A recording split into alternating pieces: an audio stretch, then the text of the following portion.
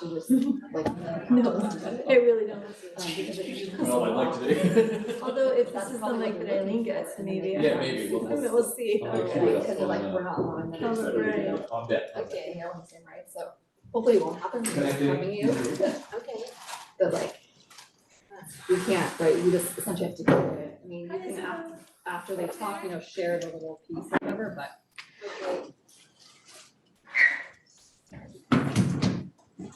We could turn the volume down, I guess. Hey, So we don't have to hear it? Yeah. Do you think you can try to get those other people back? Or tomorrow? Did you reach see, out I to just them? sent an email. I didn't see Okay, anything I tonight. sent, I actually sent it when they're still, I was into earlier today, but I was literally gone. And then that meeting went longer, and then kids came home, and so. Yeah, okay. Cause I I think was we hoping, could like, get I was them like, nailed oh, down I'll be this home by like week. 1:30 and I'll have like an hour to like do that other stuff. So I did send them last night to them. Okay, thanks. So hopefully. And then if they don't respond tomorrow, like Monday, like mid-morning, try to shoot off.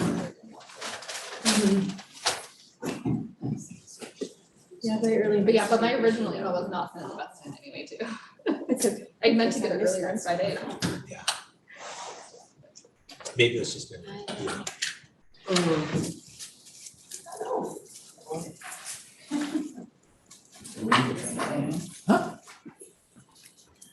Oh, there he is. Oh, you're good, okay. Just wonder what. So I guess the only thing you can cut out is if So- they're not on topic. So if they're not on topic of the item, okay, that would be a space where you say, hey, you can speak to this item. And then to go Or on if to I think the they next use probation. I don't think we're person. threatening. No, I think it has to be threatening. I asked John that and John was like, no, that's what they're probably gonna trigger, get you on. But they can, the penalties are good, but I thought you can't threaten anybody. Well, so the threat is a tricky space. Because you have to physically feel. Well, like what's So. the definition? I think I think does. that's- Somebody. I won't be able to do it, but I gave her enough information to tell her we won't be doing it on the 26th. So I told her I couldn't get the other because I just got the Yeah. information. Oh, from her. I can look at it, put it together, so yeah, Okay. but, She knows that. but I need your little charts, let me take a picture of it, Oh, God. and then that way I'll have what I need as I'm working on That's the not gonna calendar. help you. That's all I can need. read it. I can read it, I just. I don't need to know what it says, I just need the dates.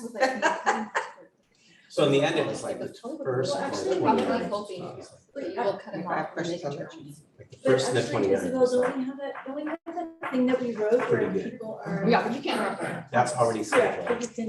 Just you can adding the put 29th. adoptive comments after that. But it was all, yeah, That's already Right, scheduled you for can't- the you can't. conversations. You could have, You I mean, that was already set You for can the staff. restate, I thought you could. We could have maybe a take a conversations recess or instead. something, or- And the can take a 29th, recess at any we time, have so we have to allow all the comments there. So we typically tell you. So then it would be like the 20 minutes per topic, right, would be the. Okay, so. Hello. Okay, it's 6:01, and I am calling to order this regular meeting of the Central School District Board of Education. So this meeting is available in English and Spanish, so will the translator please give the instructions on the translation services available, please? Yes, of course. Good evening, everyone. The Zoom interpretation feature will be used in this meeting. For English and Spanish support, all participants on this call must select their language of preference by clicking the language when the host turns on the interpretation feature. This is found in the world icon located on your feature panel, and interpretation for this meeting will be conducted simultaneously. Thank you for your attention and collaboration. Buenas noches a todos, bienvenidos. Se utilizará la función de interpretación de Zoom para soporte en inglés y español. Todos los participantes de esta llamada deben seleccionar su idioma de preferencia haciendo clic en el idioma correspondiente cuando el anfitrión active la función de interpretación. Dicha función se encuentra en el panel de herramientas en el icono del globo terráqueo. El modo de interpretación para esta reunión será el simultáneo. Gracias por su atención y colaboración. Perfect, thank you. And with that, I see that, everybody is except Aileen, who is taking care of our newest future student in town. And Nancy is online, and the rest of us are here, so we have quorum. Please join me for the Pledge of Allegiance. I pledge allegiance to the flag of the United States of America and to the republic for which it stands, one nation, under God, indivisible, with liberty and justice for all. Okay, thank you. And with that, we would like to read our acknowledgement of land and life. The Sunnyvale School District is located on the ancestral and unceded land of the Muhiba Ohlone tribe, who have peacefully honored and cared for this land for thousands of years. We recognize that every member of the Sunnyvale community continues to benefit from the use and occupation of this land. We acknowledge our responsibility to learn from the wisdom of the Ohlone people and to consider how we might work to repair the injustices and to move forward together in honorable ways.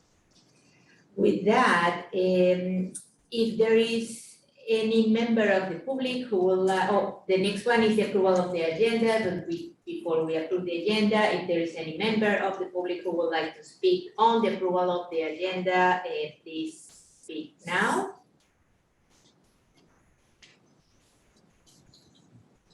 Okay, not seeing any, then do we have a motion for approving the agenda as it is right now? I move to approve the agenda. Okay, any seconds? I'll second. Okay, any discussion or issue with this? No? Okay, with that, everyone in favor of approving the agenda as it is, please say aye. Aye. Okay, with that, we approve the agenda for tonight. The next item, we have today a study session, and we're gonna be talking today about our strategic plan, and I think the person to start is gonna be Dr. Michael Gallagher, or Superintendent. Thank you. I'm very pleased to introduce to you Mutu Bagbai. I'm not sure I said your last name correctly. Pretty close. And Lauren Klapke from Performance Fact, who staff has met with several times, and we're excited to get this process started. They wanted to join you today to talk a little bit about the process, answer any questions, get input from the board as we prepare to kick off. So without further ado, I'm going to pass it over to our new good friends, Mutu and Lauren. We like that. We like new good friends. I'm going to ask Rose. It's actually Rose Wagner that's joining tonight. Lauren is asleep in Vermont. Oh, sorry. So, no, that's all right. And I'm joining you from New York, where I'm working with a client. I'd like to ask Rose to introduce herself briefly. Then I'll do the same and we'll get into the program. Yes. Hi, everyone. It's an honor to be here. I'm Rose Wagner. I currently live in Sacramento, California, but I worked in the Bay Area, specifically Oakland, Hayward, and Richmond for about 13 years. I've been in education for 15. Started as a high school math teacher, moved into district math program or director status when we kind of moved over to the Common Core standards. And then went back to science as an assistant principal. It's an honor to be here with all of you. I look forward to working with you over the next couple of months. Thanks, Rose. And I'd like to begin by saying we hear only to be truly helpful. My name is Mutu. The accent you hear in my voice is from Nigeria. Next Friday, October 27th, will be my 50th anniversary on landing in America in 1973. I came here to go to college. I studied chemical engineering, undergraduate and graduate degrees. I joined Eastman Kodak as a research scientist, worked for them for about 15 years, got interested in teaching science to one elementary school, and I got hooked. That was back in the late 80s, early 90s. I left Kodak, formed my own firm, and I haven't looked back since. We used to be based in Washington, D.C. and Rochester, New York. Moved to California in 1999. Once the CDE, we came to do the strategic plan for CDE in 94, and then with SACSI, the Unify, and lived in Sacramento for a few years, then relocated to Oakland, where we're based right now. Our small team is spread across the country. Lauren is in Vermont. We have someone in Minnesota, someone in Chicago, and another staff member in Union City, very close to where you are. What I'd like to do tonight is to give you maybe a 10, 12-minute overview of the planning process. Can you hear me so far? Yes. Okay, take about 10 to 12 minutes to describe the process and then hand it over, open it up to your questions, please. So I'm going to share my screen.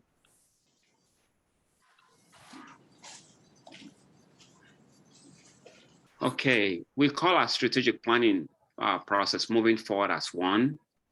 There are three ideas in that description, the notion of movement rather than stagnation, moving in forward direction rather than regressing. But perhaps most compellingly is the notion of moving as one. We suggest that the primary purpose of planning is alignment, getting all the arrows going in the same direction, as I hope you will see as this presentation goes forward. We also like to sort of put in perspective what we see as our role as your facilitators. That's in the second slide, that a facilitator is a guide. A guide does not command or control, but a guide does direct. So we have a point of view because, like you, we feel very passionately about high quality, effective education for every student. But it's your district. So while we ask you to allow us to give you feedback, I share with you what we've learned from more than 100 districts we've worked with across the country. At the end of the day and at every moment, you are in charge of what makes your plan. And the relationship works best when both sides are very open with each other. I'm pretty sure we're already convinced of that based on our interaction with Michael and Tasha and Aliyah. So we look forward to working with all of you. So I want to start with what we call our propaganda, the performance fact premise, because it gives you a window, we hope, into how we think and how we come to this work. We assert that all students, without exception, will learn at high levels when instruction meets their needs. That anything the students have learned well already must have been taught well already. If they've learned it well, somebody or some people taught them well. If you accept that, then you also have to accept the corollary statement. If they have not learned it well yet, it's because they have not been taught well yet. So when we look at student learning, when we look at data, which is the starting point for all of our work, we're looking at effects, and effects have causes. And we suggest that the cause is the quality and effectiveness of adult practices, our teaching practices, our leadership practices, our organizational practices. So if we want improved outcomes for students, the starting point is not to fix the kids, but to fix those practices, the adult behaviors. Then when it comes to the strategic planning, the essence of strategic planning for us then is about getting everything on the same, everyone and everything on the same page, going in the same direction. So even a 2-year-old will tell us that the arrows on the left probably won't be as optimal as the arrows on the right when it comes to their output.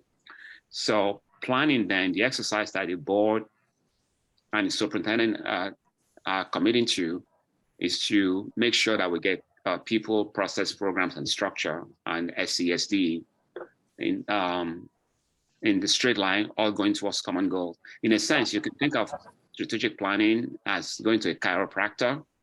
If you don't do a strategic plan, your district wouldn't fall apart. But if you do go through an exercise like this one, this alignment exercise, we have a better chance of functioning more optimally. And if we want everyone to buy in to the plan, we suggest that we have to involve them in developing the plan. So our process is very bottom up. It calls for embracing what we call diverse voices and perspectives of all your communities of interest, as shown on the wheel on the right: students, teachers, school board members, the labor leadership, community members, parents, everybody needs to be involved. And the way we involve them is through a series of teams with multiple opportunities for different folks to participate. Some can participate on more than one team. There's a central team we call the core planning team. It is the most diverse of all the teams. It has all of those different stakeholders or representatives on the core planning team. It could be as few as 30 people or as high as 100 people. The sweet spot will be between 40 and 60 people on the core planning team. But if it needs to be larger than that, we've handled more than 100 people before. And around the core planning team are other kinds of configurations. There's a student voice team that will work with concurrently with all the other teams. There's an instructional focus team that's primarily teachers, support staff, counselors, ed services type folks. The board has its own forum where we meet regularly, although board members can also serve on one or more of the other teams. Some districts, including yours, have opted for a family team that will be made up of parents and caregivers for students in your school system. And one of my favorite teams is the alignment team. I describe them tongue-in-cheek as the movers and shakers. So your higher ed partners, your business community, your governmental leaders, all of those types of folks who can help the district make things happen overtly or covertly. Those are the folks on the alignment team. And you have a lot of latitude in terms of how you structure and who sits on what team. This is just a couple of examples of the planning calendar. This particular one is for Davis Joints USD in Davis, California. Their process started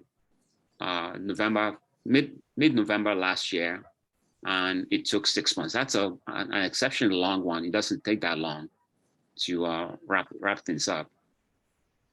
This one is Fairfax County Public Schools in Fairfax, Virginia. It's a very large system, almost 190,000 students. And it took about 7 months, more than 65 meetings, more than 11,000 people participated from beginning to the end in the process. So we've worked with very large systems, medium-sized ones, and small ones. Your district would be in the medium-sized range for us. So what's the work exactly? This is the planning model. It asks 4 questions. What data do we have? We call that data. What does the data say? We call that analysis. Why does the data look that way? We call that discovery. What are we going to do about it? We call that solution. So it's these 4 questions that we take every group through. Some, of course, spend more time than others, but everyone experiences all four questions, beginning with looking at student data. Now let's deconstruct the solution box, because that's the final product. You can imagine the finished product in 3 parts. The first part, in circle number 1, is all about students. Then circle number 2 is about instruction, because that is the most effective driver of student learning. And circle number 3 is the supports and services we have to put in place to support instruction so we can get all kids home. The order of those 3 is really important. So that's why we talk about keeping ends and means in proper sequence, not making a mistake of conflating ends and means. The only ends, ENDS, that count are outcomes for students. circle number 1.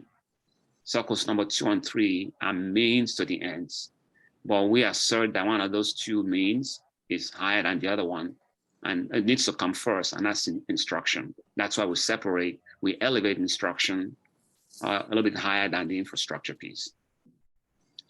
And on the far right on the screen are some of the components of each one of those circles. Each client gets a chance to tailor things the way they want. Some districts talk about mission, vision, core values. Other districts talk about what they call the promise or some guiding principles. Some districts opt for the portrait of a graduate, others prefer not to do it. But the non-negotiables are the goals and measures of student success and what we call the excellence targets. So while you can pick and choose among the first 3 bullets, the last 2 bullets are quite frankly non-negotiable, and you wouldn't want to negotiate them anyway, because it's about articulating the goals and metrics of progress for students and the specific targets we're going to commit to. The instructional circle and the infrastructure are both based on the same architecture, what we call our 4 pillars. Think of that as our conceptual framework for codifying the work. And there's a lot of latitude there too for making those, calling those pillars what works for you. And even not having 4, if you want to have 5 or 6 or 7, that's fine also. But the whole 4 pillars notion is just a conceptual framework for articulating the work of the organization.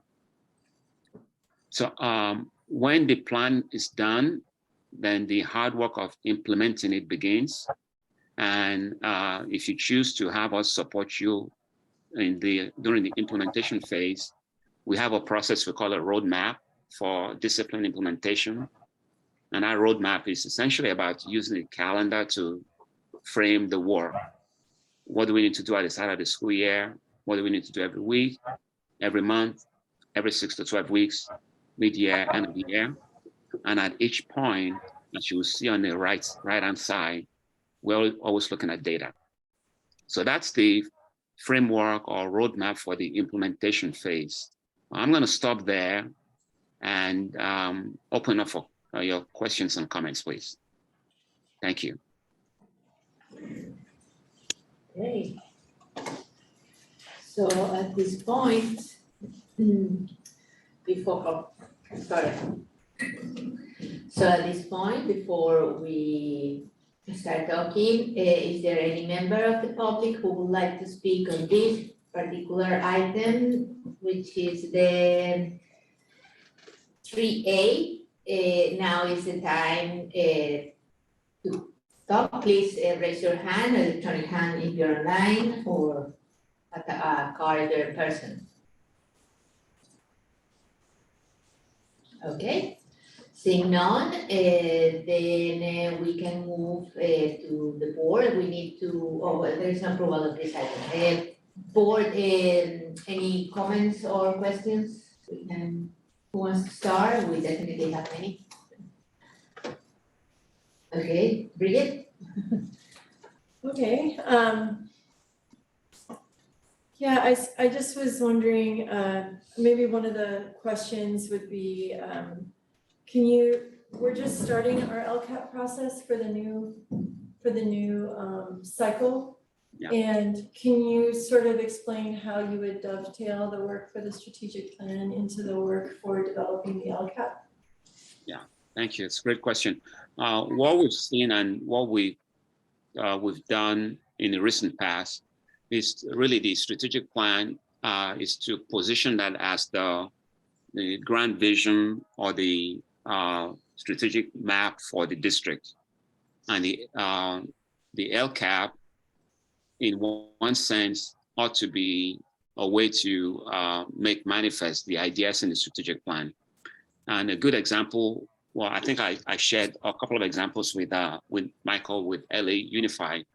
Once the strategic plan is done, then they'll take subsets of the strategic plan to meet the expectations of the LCAP. And those two go really seamlessly. Start with the strategic plan, which is it's broader in its scope, and then pull out what fits the criteria for the LCAP. once you have the strategic plan done. So I have a question for our staff in general. So then, if this needs to be, are you thinking this needs to be done before, or they're just gonna be communicating, so it's just moving forward together? 'Cause this is year one of a new tree. It'll be a combination, so there's some things that overlap, and there's some things that are unique and specific to the LCAP, and then unique and specific to the strategic planning process. So they'll kind of inform each other. So from that standpoint, yes, there will be overlapping, but the data, the questions, the conversations that we're having will definitely inform both processes, and also allow us to go deeper and wider, which is a good alignment, as we are closing out 1 3-year cycle and coming into a new. It'll be an opportunity for us to really do a great root cause analysis and have a little bit more depth to inform our LCAP plan. Thank you. Okay, Nancy? Okay, some of the questions that I will ask were responded to in part in the packet review process, but I wanted to bring them up and out for a further board discussion. So when I look at this, I'm interested in how you curate it, because when I saw the exemplars of your work, it looked very, very similar among all the districts. And so I wanted to see, it was good to hear what things we could do. My question is, how can we personalize it from your perspective? What, our district is a medium-sized district. We've been engaged in a lot of work, the pre-formative work that many districts might not have done before they embarked on this strategic process, primarily around the equity work. How can we personalize to meet our unique needs? Yeah, actually, each district personalizes to their unique needs. Every district we work with, but you made an interesting observation. But the starting point for each district is different, and you're much farther along than most districts. So they hear, somebody else might be here, but you start, they start in here, you start in here, which means the opportunity for you to go deeper than maybe somebody else who hasn't done the work that you've done. Those opportunities are there for you. So you can push yourself a little bit farther, and we can push you further also, but still the same process everyone goes through. Okay.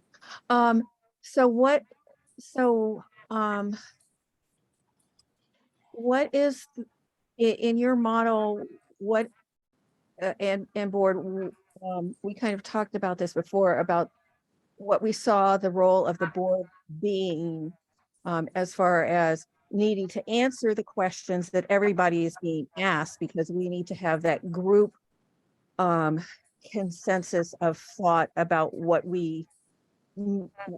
values we're reflecting into this as a board. But how much micromanagement can happen if we're sitting on every single solitary subgroup? Well, you wouldn't sit on every single solitary subgroup. We do encourage you to come in as participants. In other words, don't sit back until it's done and then sit in judgment on what comes out of it, but rather be part of the process of creating it. And while you are not, let's say you yourself, you're the board person on the core planning team, you're there as one member of 60 other folks on the core planning team, and but you're not there to make any formal decision. Everybody is equal, right? So we will encourage each one of you to serve on at least one planning team, so people see you participating. Then there's another role, though. Periodically, we will come back, my team, and we'll give you a status update as a board all right? We still won't be asking you to make decisions at that point, all right? But you're getting the update. At the end, of course, you get a chance to say thumbs up and thumbs down. But if you've been part of the conversation, if you've been have a visceral feel for it by being on one or more team, and you've been getting the updates, really when it comes to the final board decision, it's usually a fait accompli because a lot of things will have been worked through by that time. There's one role that's really I want to urge on you, and that's to be the champions for the process. You don't have to make any decisions before it's done. I think it's important for you to be engaged, to be as engaged as you want to be. But since the playing field is flat during the planning phase, you wouldn't get a chance to micromanage even if you want to. Okay. No, I understand, but my experience from being a longtime board member is that sometimes people feel more empowered, or people give us more power than what we actually have in that flat plane. And so that's why I wanted to try and talk about that up front. Yeah, I really appreciate it. And it will, I think it would be terrific if you were serving on one of those teams to say to all of them what you just said. To actually say, this is, in our process too, there's no voting. There's no point in our process where people are allowed to vote. So it's always through consensus and a lot of discussions and folks get there. But to actually have them hear you say that, don't give me don't treat me preferentially, I'm here to contribute, I'm here to learn, I'm here to align with everybody else. It will go a long way for them to hear you say that, in addition to me saying that to them. Okay. So we talked about journeying together.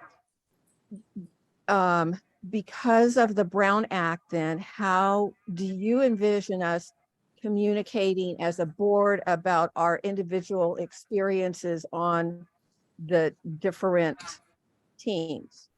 Yeah, there's the more formal way, which is for my team to come into your meetings. We can join you like this every second or third meeting. You can tell us what works for you, and we'll make ourselves available. But I can also imagine the superintendent at each board meeting giving an update on how things are going. Also. Well, there's the update and receiving information, but there's the feedback that can only happen if it's agendized where we can talk. If the superintendent's just doing an update, then there's no back and forth. Got it. Or opportunity for I have a dialogue. question. Well, maybe depending on your preference and your culture, we can set it up such that the give and take or the back and forth that you are calling for will be when we come to present to you. There's one more thing I forgot to say about the board's role, and different boards take different postures. There's some boards that will say, we don't need to take the lead on any one of those deliverables. We will just let it work, come all the way up. There are other boards that say, we want to take the lead on the mission, vision, core values. Perfect. And when we can arrange that in a work session, and then we will take your draft out to all the other teams. So you do have the option, if you feel really strongly about one of those components, usually mission, vision, core values, you could be the starting point for that. And then we'll take your draft out for validation from all the partners. Thank you.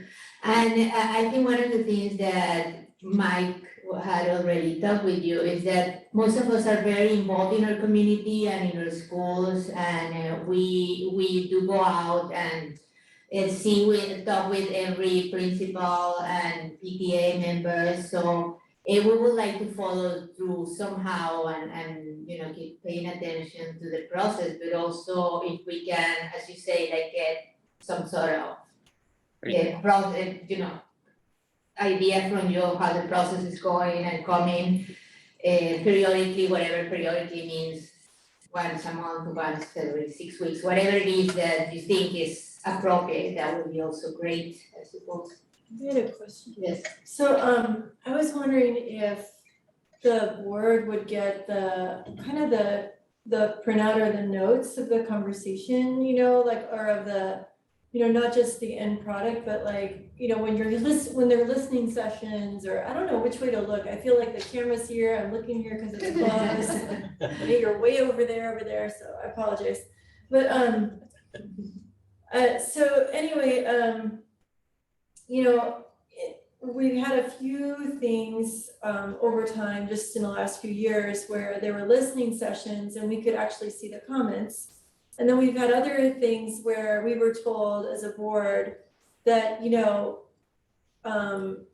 maybe things would come up that would just be within the group, you know, that it's a safe space. Nobody wants to, even if the names aren't on things, people want to be able to freely discuss and say, that board stinks, whatever they want to say, you know. So like maybe if they felt we were reading it, they would be less inclined to speak freely. So like, what's been your experience as far as like, because we would love to see what the discussion was. I mean, if we weren't there, you know, just kind of casual reading, but at the same time, I don't want to impede the process of what's happening. So I just was wondering how you handle that. Yeah. That actually tends not to be a problem at all. By the end of the first meeting, there'd be a structure, you know, a set of norms set up whereby people feel fairly comfortable saying what's on their mind. And in terms of keeping the board engaged, at the end of every major session we have, whether it's with the core planning team or the instruction focus team and whatever team, we have something we call the work to date. And it's an evolving story of everything that's been done up to that point. And that's always public. So you can actually keep track of, you know, where each team is, what's been discussed. And since there's no voting, we move forward with one team, we share with the next team, and it evolves a little bit, and you might change again because the students feel something different. You will be carried along with that evolving conversation in that document. It's very public. We call it a work to date document. Thank you. Okay, Michelle, any comments? I have more. Yeah, we have lots of time. This is long. One, this is just a new one, as we were talking about board involvement, like when you're looking at the, you know, the slide that has all the different teams, I'm just curious, like generally, like what teams are board members usually a part of? Yeah, I was just curious if you're talking about that. Two highly recommended and one, you know, encouraged. At least one board member on the core planning team. It's the most diverse and usually the largest team we have. It has all of your partners there, and some districts include students. So at least one board member on the core planning team. And when you make the commitment, you make it for the duration. So no, you know, people have to commit to the 4 or 5 days that's required. The second team that should have at least one board member is the alignment team. That's the team I describe as your movers and shakers, right? You definitely should be on that one. We think there's a lot of value in having at least one board member on the instructional focus team. That team is mostly teachers, counselors. It's one of the two homogeneous teams we have. So the instruction focus team is just all district folks. People touch instruction directly or indirectly. The only other homogeneous team is the student voice team. So having a board member to actually be sitting with teachers and counselors and instructional aides as they do their part of the planning process, it's usually quite powerful. So those are the three. Of course, each one of you is welcome to attend one or more of the community forums that will be held. I think we have 2 or 3 planned for your district. So the community forums are open to, you know, the entire community, including all board members. Thank you. And then, I think, I sent my questions in later, so I don't know if you got, a couple of my questions. So if it's new to you, I apologize. But I'm curious, so on, so the slide right before that one, so the slide that kind of shows all the diverse, groups, which I'm guessing similar to that one too, but those kind of different groups that we're reaching out to. My question is that's a great diverse group, but then within each group, you want diversity within that group of different, ethnicities, socioeconomic background. And so I'm just curious, what do you guys do to ensure that we're getting a diversity within each of those groups, right? As we're getting instructional teachers, how are we ensuring that group is diverse? If we're reaching out to students, the different groups, how do you guys make sure that those groups are diverse? Yeah, that's a great question. And sometimes it goes very well. Sometimes I have to admit it doesn't quite, they end up not being as diverse. I think we just have to, my team, and also Michael and his team, and even the board too, we should be, somebody should be asking that question about each team. That's what I'll suggest. In other words, we keep each other honest. So for example, on the student voice team, there are districts that will have only students on leadership on that team. Well, that's not diverse enough. You want your students who are not doing as well in school. You want some of your troublemakers to be on the team, in addition to the usual gender, race, ethnic diversity. So I will just invite all of us to ask those questions and to ask for not just are they on, how many of them are on, and how are they selected? In essence, we do that kind of equitable access due diligence. And I'm inviting you to hold us and the superintendent to task on making sure that that does happen. Yeah. Can I piggyback on that question? Yeah, I was going to follow up with that question. That if you are you the ones who are going to go to the schools and choose the population that is going to be in this group, or are you going to invite the families? Because one of the things that, the parents who normally, most of the times, the parents who come and show up and stay until late are not the parents of the kids with high needs that we want to cover. And the parents with high needs that we want to cover sometimes don't feel very welcome in our spaces. So we want somehow to reach, because their needs are the biggest emergency we have to be reached and to cover. So how do you plan, or how do you can you help us reach to everybody and even the most in needs, instead of just the ones that are always there and show up and come to the meetings? I think again, it'd be by us asking for who's on the team, and then making sure we have the representation. I have to give a shout out to Tasha, because there's several teams you currently have in place, some efforts in place to get more diverse groups of, I can't remember what the groups are called, but there's a family team, for example, that's fairly diverse, that we normally don't meet with by itself, but we're going to. There's some unique student groupings you have within your district that are already set up in ways that are diverse. We will adjust our process to meet with those groups. On occasion, well, not on occasion, with every district also, we have at least one session in early Spanish. If it needs to be, this is the community forum in Spanish. If there are other languages that are predominant, we can do that also.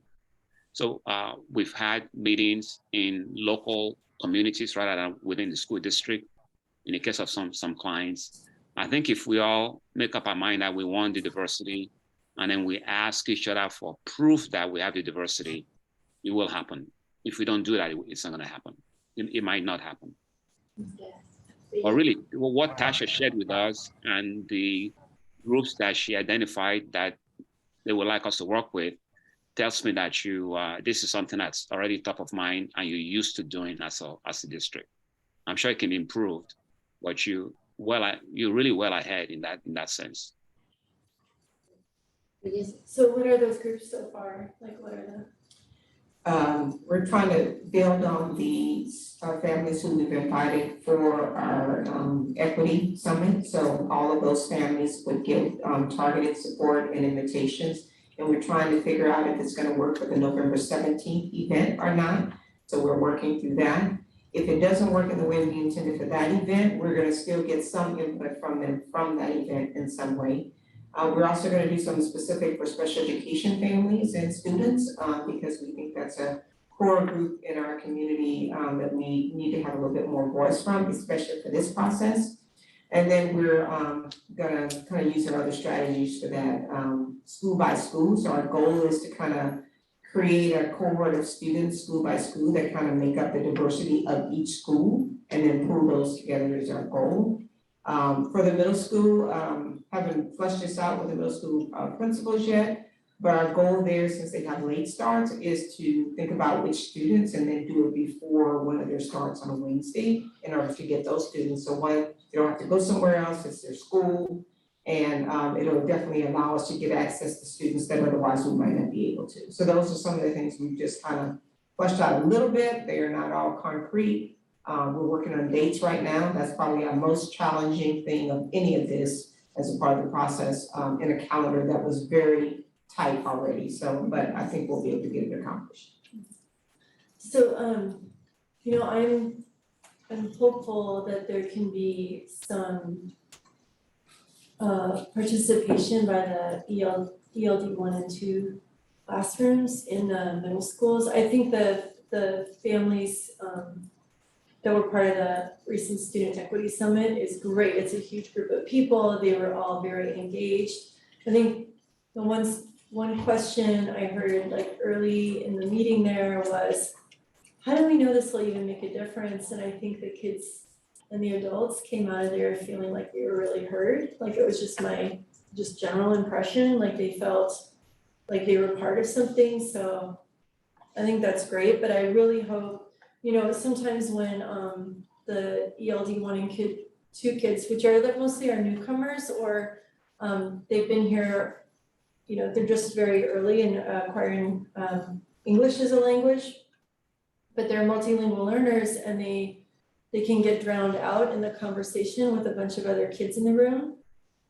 So if there's just any way to involve them almost, you know, like as their own, like to engage with them. I don't know if they have to be a whole focus group, but to go get feedback from them. I think that would be really helpful because they're unique. And then so what I heard from you was, yes, we will see the data, we will see the summary of some sort. Do you feel like the people who are a part of these teams see themselves in the outcome? Like, have you gotten feedback like that from folks who've participated? Are they somewhat evangelized to the district's message because they're part of it? Like, have you seen anything like that? Like where like people don't feel like they've just been, you know, like what I would hate is if, I love the idea of the strategic plan. I'm a huge fan of this whole process. I like all the documents, but I would just hate if people went through it and they just said, well, it's just, you know, I don't see what we talked about in there or whatever. Like, do you feel like? Yeah, usually they see themselves in the plan because the entire process is transparent. I talked about the work to date early on. So let's say we finish the first day and we analyze student data. I mean, within a week, what came out of the discussions, it's in writing and it's public. And let's say we talk about the portrait of a graduate. Within a week, that's public also. And then how about the goals? So people have been taken along every step of the way. Now, it's not uncommon. It doesn't happen often, so I guess it is uncommon for someone to come in to advocate for a particular point of view or position or program. Yeah. and for that not to make the cut. Mhm. That does happen, not too frequently, but it does happen once in a while. Okay, thank you. Nancy? Yes, in the beginning, you mentioned about some different roles that the board would have, and you brought up something that I hadn't thought of, but I think it might be valuable for us as a board to own the mission, vision, core values. Yes. Because we have done a lot of work around that. And the big tension that I see sometimes with strategic plans is that it comes back to the governance group and there isn't that alignment with where we've been and where we see we're going. Exactly. Yeah. And Yeah. so, Please go ahead. and so that intrigues me. And can you talk, can we reflect a board, how that might change your timeline and what work we as a board will be committing to if we own that part of the process? Yeah, it really wouldn't change the timeline if we can schedule it along with everything else. It will be the mission, vision, core values, or core ideology. That's a really good one for the board to take on. And if we could start with some work session, if you could give a big part of a full day, maybe on a Saturday, to kick it off, that would be great. And then we can do 2-hour work sessions here and there. But one full day to just kickstart everything would be terrific. And then your deliberations will go into that thing we call the work to date also. So the board's work strand, it's also being shared as it's evolving with everybody else. So, yeah, I think I also had a question related to that, like how our mission, our equity statement and our vision are gonna fit into that, or are they gonna retrofit each other and evolve somehow? Yeah. I mean, the strategic plan, is it gonna change, or it probably evolve, or they're all gonna be part of the strategic plan as a district? I don't know if my question was clear. Like, how are they gonna be relating after that? If they tend to evolve from one each other, or they're gonna be separated things? Are you meaning like after the strategic plan, maybe our mission and vision statements would change? Is that what you're kind of asking? Yes, do they normally evolve from that because now we have a different vision? Maybe the mission is still the same, but because I see a lot of the language in your presentation afterwards, and a lot of them look like mission statements and goals and visions of the future inside the whole plan. So I was just wondering if they were before and you just adjusted into your plan to work with them, or they are just working together. Yeah, I think with the approach we take, where we moving all the balls along at the same time, so there's always this constant process where what's being done on this side is informing what's going on this side and vice versa. So I would suggest, I can see a work strand again where the board just keeps going on with the mission, vision, core values, and we're taking it back. And when the goals get formed, we can bring it back, say, these are the goals. That's not reflected in our mission.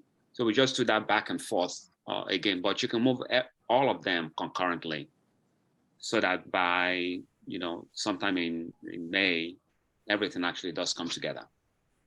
So I feel like we did some of this last year. We just did the core values, the equity statement. I mean, mission and vision we didn't look at, but I feel like it is I want to hear what the teams say. I feel like I'm always so informed, like I would love to hear from other people, like I'm okay with us starting a conversation, but I feel like the groups are gonna be telling us what's missing from our mission statement, more than like, oh, we're gonna decide and then everyone else. I think that's what he was saying though. Yeah. As a movie at the same time, it's informing Yeah. So in other words, I I think, don't wanna spend all year doing just the mission. It's so small and I know it's a big deal, but it's like, I think I hear what you're saying is we feel pretty good about our vision, mission, equity statement.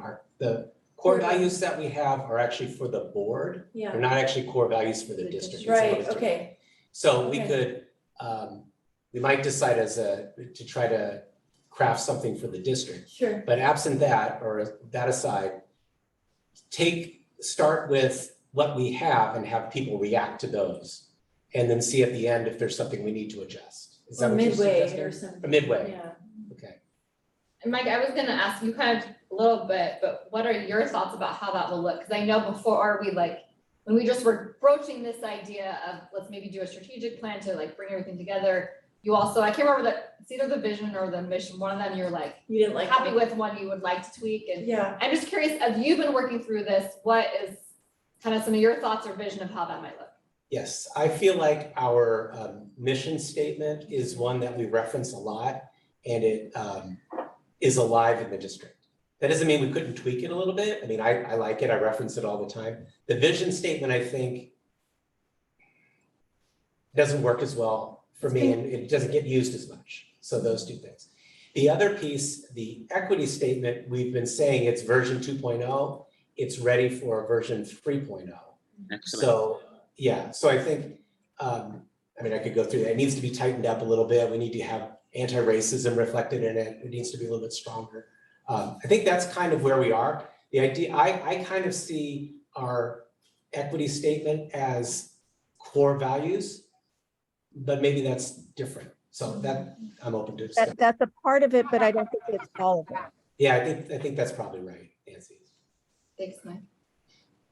So we can have a discussion about that and choose exactly what you're saying. We like this, we don't like this, and then reflect it, and it doesn't preclude reflecting it back out to the group and getting feedback. But this is a real good dynamic between us and the community that will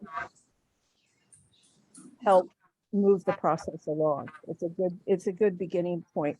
Because if we don't understand where we've been and we don't understand what our current reality is, it's going to be really hard to push and get beyond what we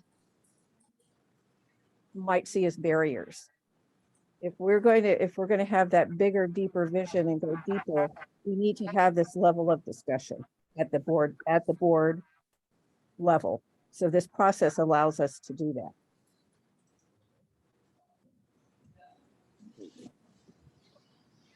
Perfect. Any other questions from the board or comments?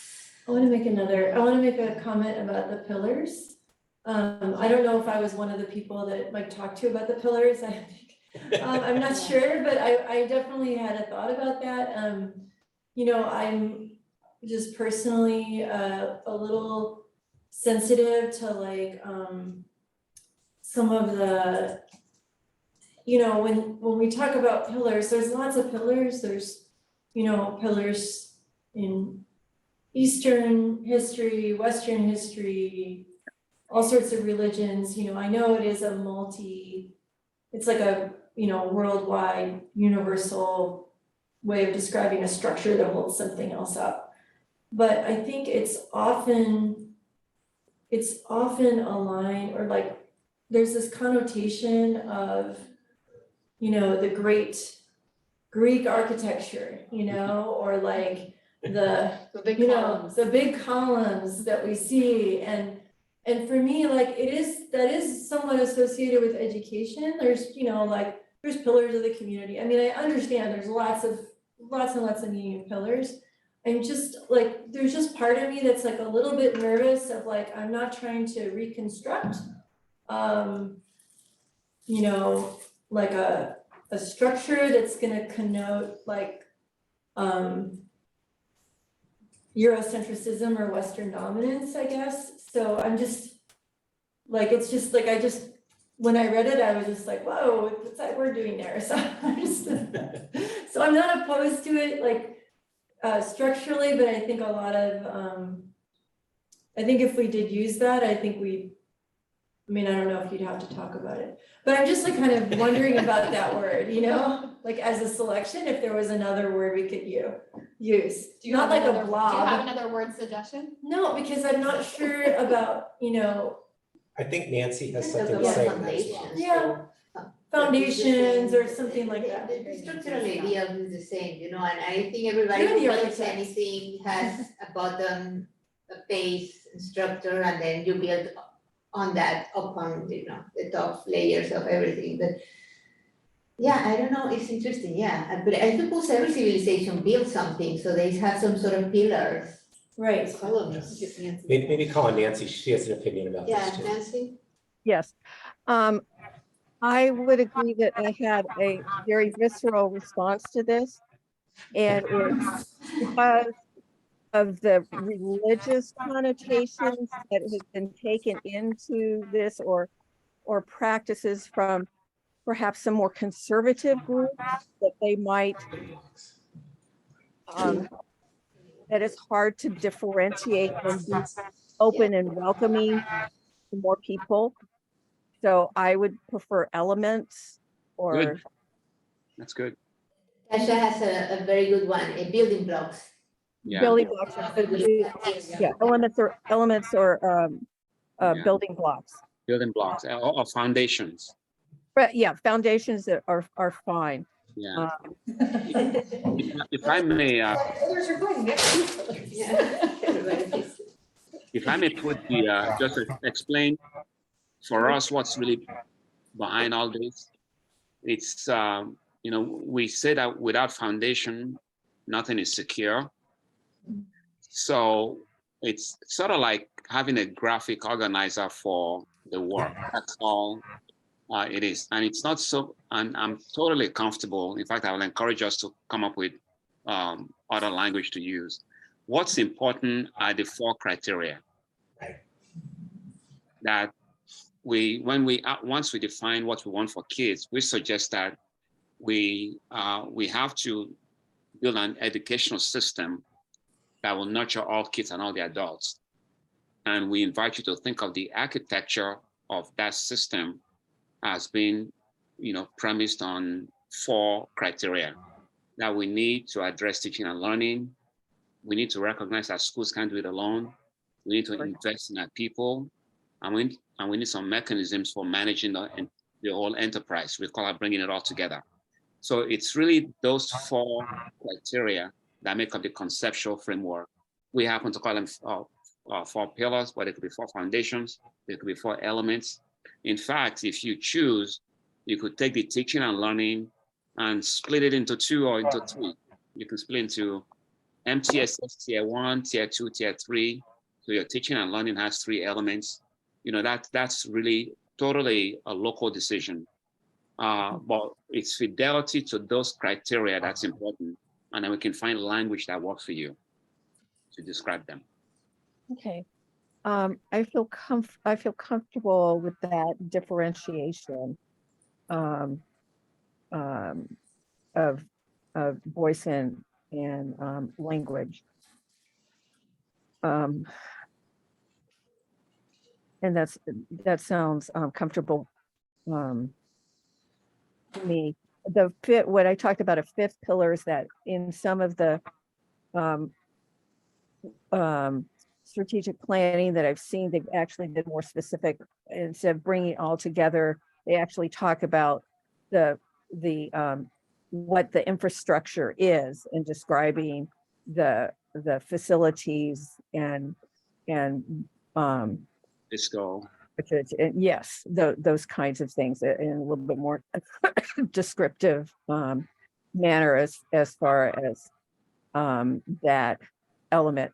So the other thing, my other echo that's pushing forward is that we had done a strategic plan all around the correlates of active schools. And what I found in retrospect is that while it was great for people to know about the correlates, they didn't have buy-in because it felt like the words and everything were brought to them rather than that alignment and self-discovery of these are the best practices. Correct. Yeah, what we bring to table is the conceptual framework based on those 4 criteria. Then Yeah. each client, you can call them anything you want. Okay, And the, that's where the differentiation comes in. Yeah, you can give any labels to each one of those 4 if you choose to have 4. okay. Okay. Question about the meetings. Are all the meetings going to be in person? Are they all going to be during the daytime? Are we going to have anything at night? And are we going to have blended meetings using Zoom? There'll be community forums. I presume those are best in the evening, right? Mhm. Okay, we've worked with some districts that do a mix of during the day and also evening forums. For the planning team, the core planning team and the instructional focus team and the students, they're much more effective when everyone is in the same place. They effective and efficient. So that would be our first choice. Do those in person. Alignment team of late, we've done a mix of FaceTime and virtual. For example, we're working with Sequoia in Redwood City right now, the high school district. And their alignment team meetings are from 12 to 1:30. They do during lunch hour. That's right, And 12 to 1:30. That's the one, and they get 15, 20 people joining during that period. So we can flex to what makes the most sense. The only thing I make a case for is really the alignment team and the core planning team. Things just move so much faster, and you get better product if they're all in the same physical space. Oh, I appreciate that, but like some of the barriers that we've had for community participation are childcare, transportation. Yeah. And so when we're looking at and even engagement, we found that more people were attending the board meetings either in real time or after the fact than when we had them only in one place. Yeah. And being with the district. And so I just want to make sure that there are options for people who want to participate, that they can, because there's some flexibility of meeting time or the ability to do some kind of hybrid model. But I appreciate that the core needs to be all in one place. And I appreciate what we can make it work. If we could do the first 2 days, those 2-day sessions, if we do back to back, we can get about 40% of the work done those 2 days. Okay. And what we've done in the past with some clients is to now switch to some virtual evening meetings. People will have gelled already, they know each other. Some of the heavy conversations will have taken place face to face. There's a relationship already. And then we could have a mix of FaceTime and evening meetings, shorter ones too, if that works for your community. And do you have a team that is gonna come personally here, and how many people will you bring, or will you come into our district? For which team? Yeah, in your team, how many people will you be bringing to work with us? For your district, it'll probably be the FaceTime will be Rose and myself. And then we have the other team members supporting in the background. Okay. So we'll be the 2 lead facilitators. Any other questions? Well, I got one more. Oh, you have one more? Yeah. Okay. One more is a follow-up question, but also when I first was talking earlier, I forgot to say thank you to you and your team. We're excited about this, and for Mike and Tasha, it sounds like they're excited to work with you guys, so thank you. Thank you very much. And then I just have from, we got, how you answered some of the questions. And I just have a follow-up. So like one of the questions had been about, how effective have plans been in districts? And you had shared some comment about like, some are effective and some are not, and it's predictable. And I was like, oh, that's interesting. So I'm just kind of curious, 'cause you know, we want to be one of the ones that is effective. So what are some of those like factors that like you see, you know, oh, they're gonna be successful or like they're not gonna be, so we can either do something or avoid something. So we're the predicted to be successful.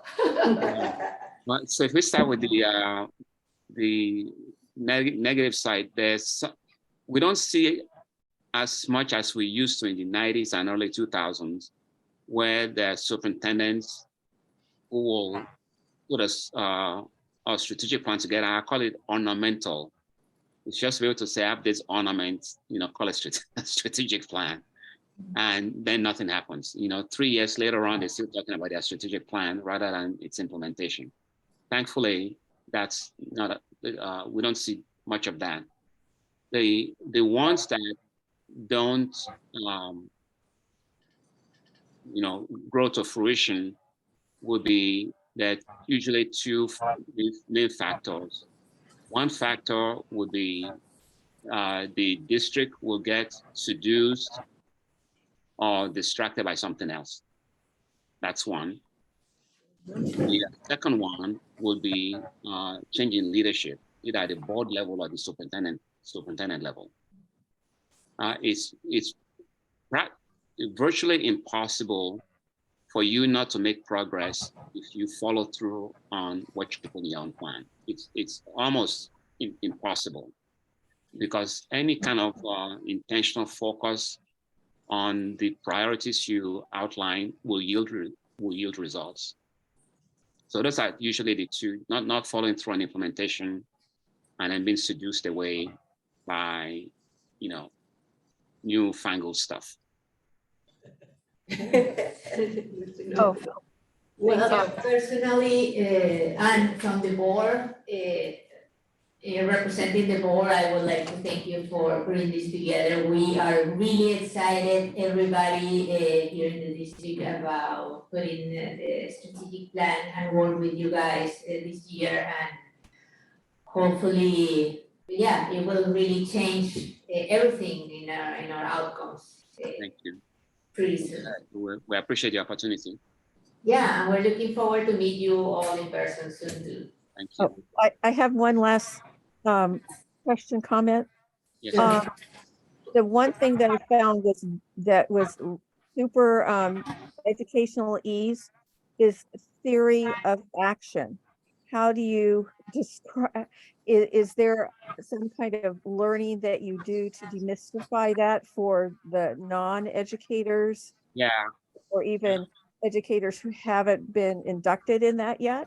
Right. The two that we use, one, it goes back to what's on the screen. You know, in order for you to be successful in accomplishing the goals, what are 3 or 4 things you have to get really, really good at? Or what are some muscles that we need to tighten up in order for us to be successful? Or sometimes I talk in terms of what's the yellow brick road that we must take in order to be successful. So, you know, just using those kinds of analogies and metaphors. And that's why the pillars really work very well. You know, most people can relate to the idea of a house being on 4 foundations. And, you know, all 4 foundations have to be solid and work together. And so those usually help. Yellow brick road, you know, muscles that need to be really strong, foundations of your house, those help. Perfect. Thank you. Thank you all. Yes, and with that, we're gonna take our usual break right after our first study session. It's right now 7:11. That's a great Thank you very name. much. Thank you very much. Good night. Good evening. Looking Bye-bye. forward to see you guys. So it's now 7:11, and we're gonna take a 5-minute break, so we'll be back between 7:16 and 7:17. Thank you. I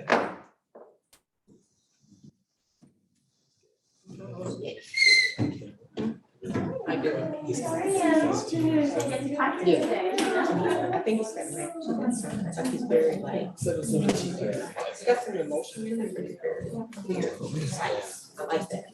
And he's so seen it. I brought a. I like that. I brought a And I was thinking like when I was looking at this For like our level of just. Can we get on the screen? I'm sorry. We talked about like. Yeah, it's not. I have a little object lesson for you. Good, you know. All Just right. so you're aware, this is a middle school backpacks for 11 to 13 year olds. Now, the question I asked is, Hers is like rigid, like, I mean, so it has like her, so like, you've got like, so I didn't, her Chrome, she had to keep her Chromebook, so I took these two and maybe not even having it, because the Chrome, no, it's her Chromebook, this is mine, right okay, here. oh, okay. Those school Chromebooks are so big, right, Okay, so it's so her that Chromebook, was yeah, notebook, these are the school ones, and like her own like reading book or whatever, you know, water, her water bottle, bottle. extra. She packs her lunch, she doesn't like to school lunches, yeah, and then I mean, she does have like a few extra markers, more for like most kids, but most kids do because you don't have them in the classroom. Mine out like 2 days ago. Yeah, I'm like, you don't have them in the classroom, and they're not tons of times, right, and this one. So my But kids it's have just not- complained for years. Yeah, and it's important that she doesn't care, she wears the pouch. Oh, yeah. Yeah, because if not, It's even that's worse. what the Even problem is. both But if sides, it's- but even but like both this, sides, it's even okay. both Yeah, but it's supposed to be short term. Well, it's okay because you got to go. But think about 11 to 13. But I guess. I don't know if it's depends on- solution, I but don't know. it's too. Like the notebooks, like does she need all the notebooks, or is it her? No, I think You're her good. teacher. You're type one. No, I think the teacher. These are Yeah, notebooks for the teachers class. want. So there is a small one over there that maybe is sort of like a. Those ones are the required. Like, I'll show you how impossible it is. I'm not even in school, and this doesn't have my computer in it, but this is mine, and that's what I created. Because if I take anything out, I don't have that. Yeah. So it has my computer, my things, my pens, my main projects that I'm working on, so they're with me at all times. I have this in there, right? And then if I don't have any of these, I'm not prepared for where I am. So that's kind of what that, and then I have my water on here, I don't have my water bottle. Yeah. It's They've right all here. just on it. Would be Like, quite it would be like this, yeah. But you're also. I know. But tell her I. She just complained for a long time, and so I was like, I can bring it to a meeting, we forgot last night, so today she actually got at the door. I was like, I gotta go, hurry, get your stuff back in Tell there. her I empathize with her, but tell her, welcome to high school. You didn't have to have stuff in it. Well, it's a computer. I was just about to say, it's because of the computer. And then when she was like, teachers have to, you gotta get away from these many fires. Yeah, the high school one. It's hard. It's really hard. It's hard. It's very, very hard. You have to write things in the sentences.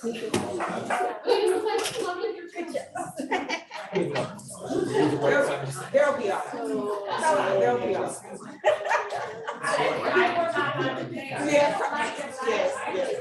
Yes, sure.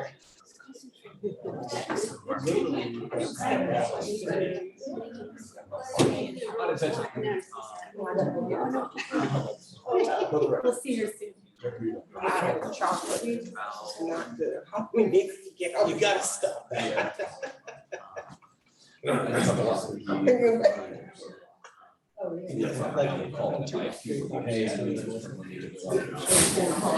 So one day I was doing.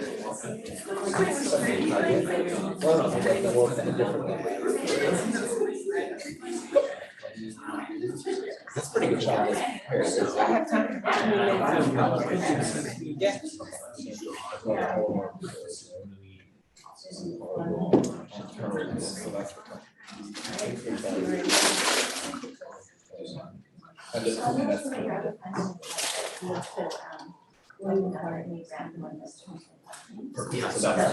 I don't know who. It's for that, it's for unique startups. Exactly, yeah, exactly. Yeah, we're. And I think like it's like in people saying, I'm being.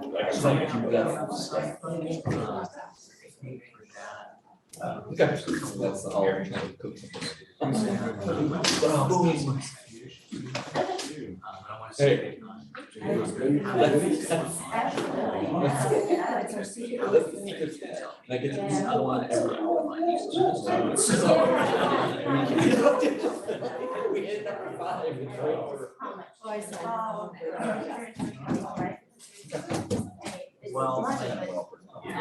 Right, and then.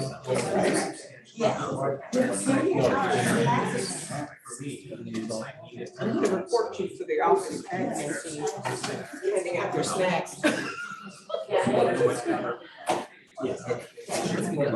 know, hey. Didn't know how long this was gonna take. Right. So they have to, that's another microphone, so I think it's important for there and adult. This is what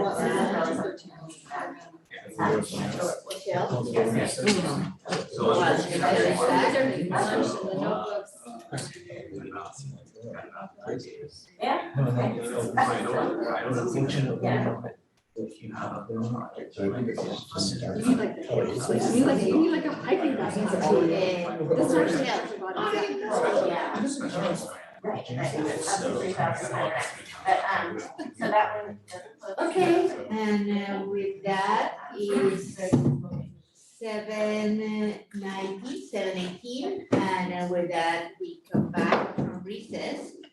And our next point, okay, let's see, is after the study session is coming from the board and superintendent, and that's item 4. And with that, as usual, we start down the road. We can start with Bridget today. Okay, I sent in my activities to Jesus and for the minutes. But and I was just looking through it. I don't have anything to report from any meetings or anything, although Michelle and I did do board office hours together with Mike over at Cumberland, and my lesson learned out of that, or my thinking out of that, is that maybe we need to rethink how we do our board office hours in terms of like either board activities or engagement, how they're advertised. So Michelle and I talked a little about maybe trying to work something up. We could bring it to the governance team meeting or something like that, or we could talk about it as a group there. You know, I just been teaching a lot, though another teacher at the high school district needed a sub for a couple of weeks, and so I've been teaching 3 times as many classes as normal. That's a big difference. I really love working with the community of parents, and like my students are parents in the district and in Cupertino and in the high school district, because they're all, I mean, many of them are parents. But you know, I just also have to say I've been spending a lot of time with friends who've just been affected by things going on in the Middle East, who have family members who were killed or are under attack now. And it's just a nightmare and a tragedy happening over there. And I was really glad to see the resources that the district forwarded from the County Office of Education. I think that was really good. Because people are really, you know, people who are here are just sick thinking about what's going on there. So anyway, so that's what's going on with me the last couple of weeks, and really glad to be here tonight. Thanks. Good. Nancy? Yes, I have been doing a lot of reading, looking in preparation for the meeting, looking at a lot of strategic plans and just thinking about the work that we're going to be doing. There's some interesting studies that are coming out about English language development with regards to writing from neuroscience that I forwarded on to Dr. Gallagher that may have some implications for English, for Spanish-speaking English language learners. And I'm just enjoying the weather until further changes happen later on in the time. And thank you so much. Okay, Michelle? I don't have a whole lot, just two things I want to share. I mean, you guys all know that I have loved doing Project Cornerstone for a long time. And so I got to help with my first Project Cornerstone lesson this week, or last week, I guess. And that was great. And we also, it's like a thing I hadn't heard before, but connected to Project Cornerstone is this expect to respect.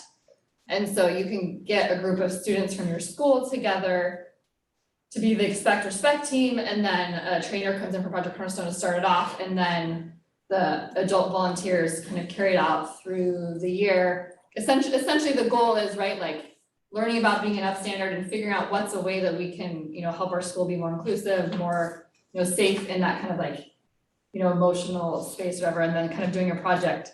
So anyways, I hadn't heard about that before, but I'm helping with that group. So we had a meeting with the Project Cornerstone person. So that was just a cool thing. Like I used to be at Ellis, so I told the Ellis people, I said, hey, I hadn't heard about this before, but expect respect. So any schools who are interested, it's part of the package with what our district gets from Project Cornerstone. And then the other thing is, Nancy was talking about reading stuff. I've been on a AI kick, so I've sent Mike probably way too many things about AI in the last week. Sorry, Mike, or maybe 2 weeks actually. But I just think that's a space, right, that we need to, which I think we are, but like we gotta talk about and figure out, and not that we'll have all the answers, but it's just a space that we don't want to be playing the catch up on or whatever. And that's all I have. Good. Well, I noticed that I forgot to send my activities from before last meeting to Jesus, so I will send all them on next time. Sorry about that. This last couple of weeks have been very busy and very interesting. I met Ellen's baby. It's gorgeous. We did.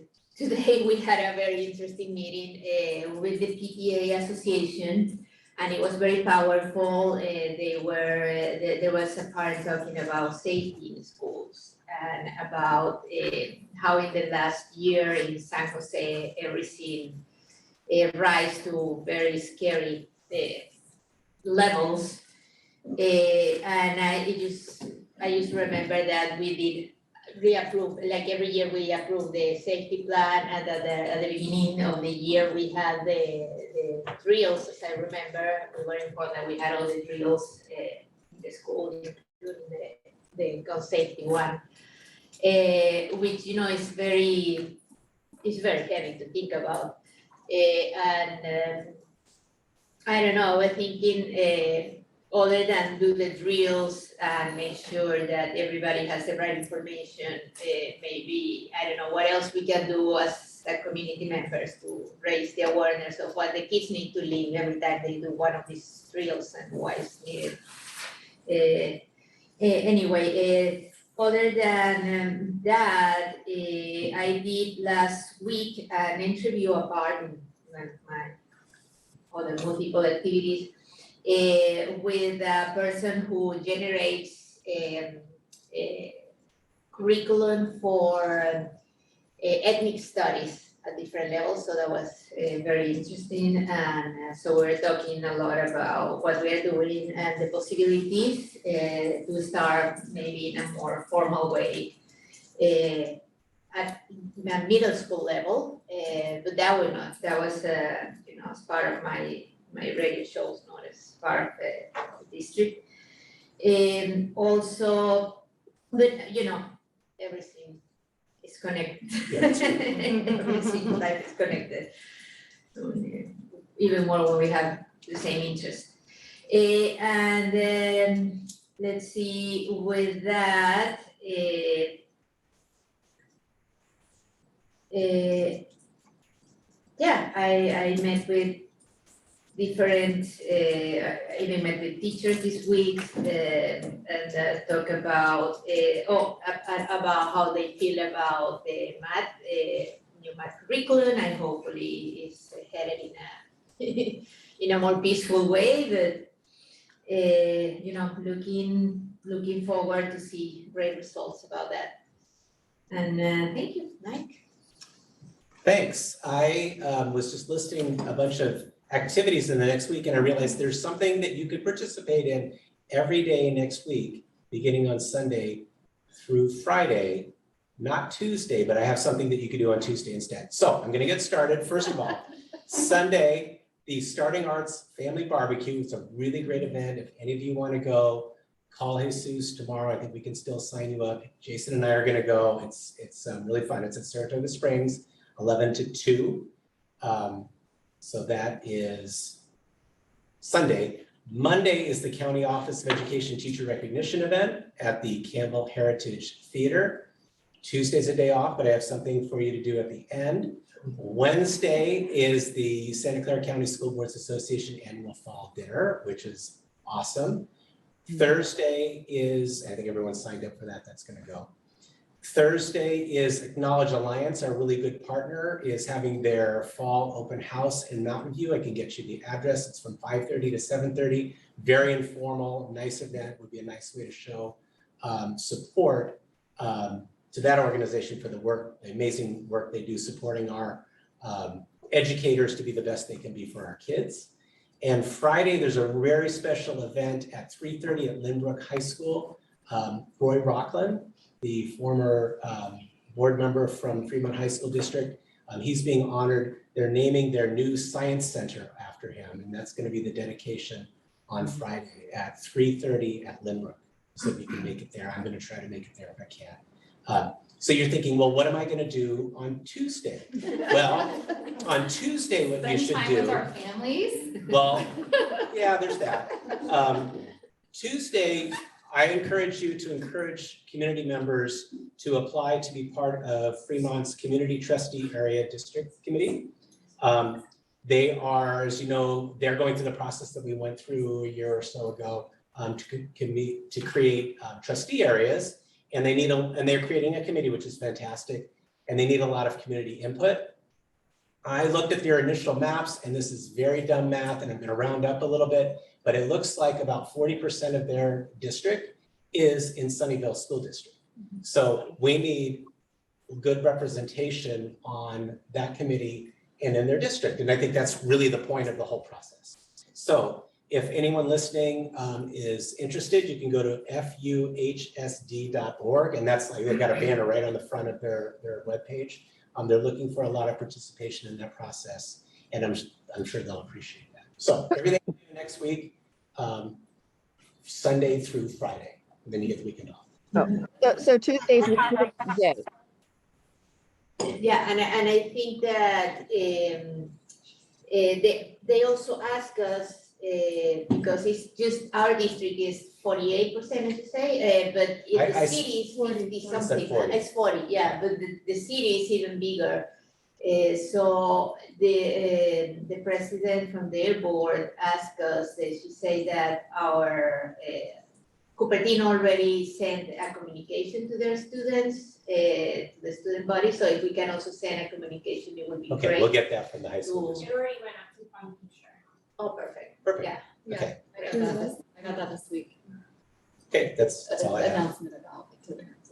Awesome. That's it. Thanks.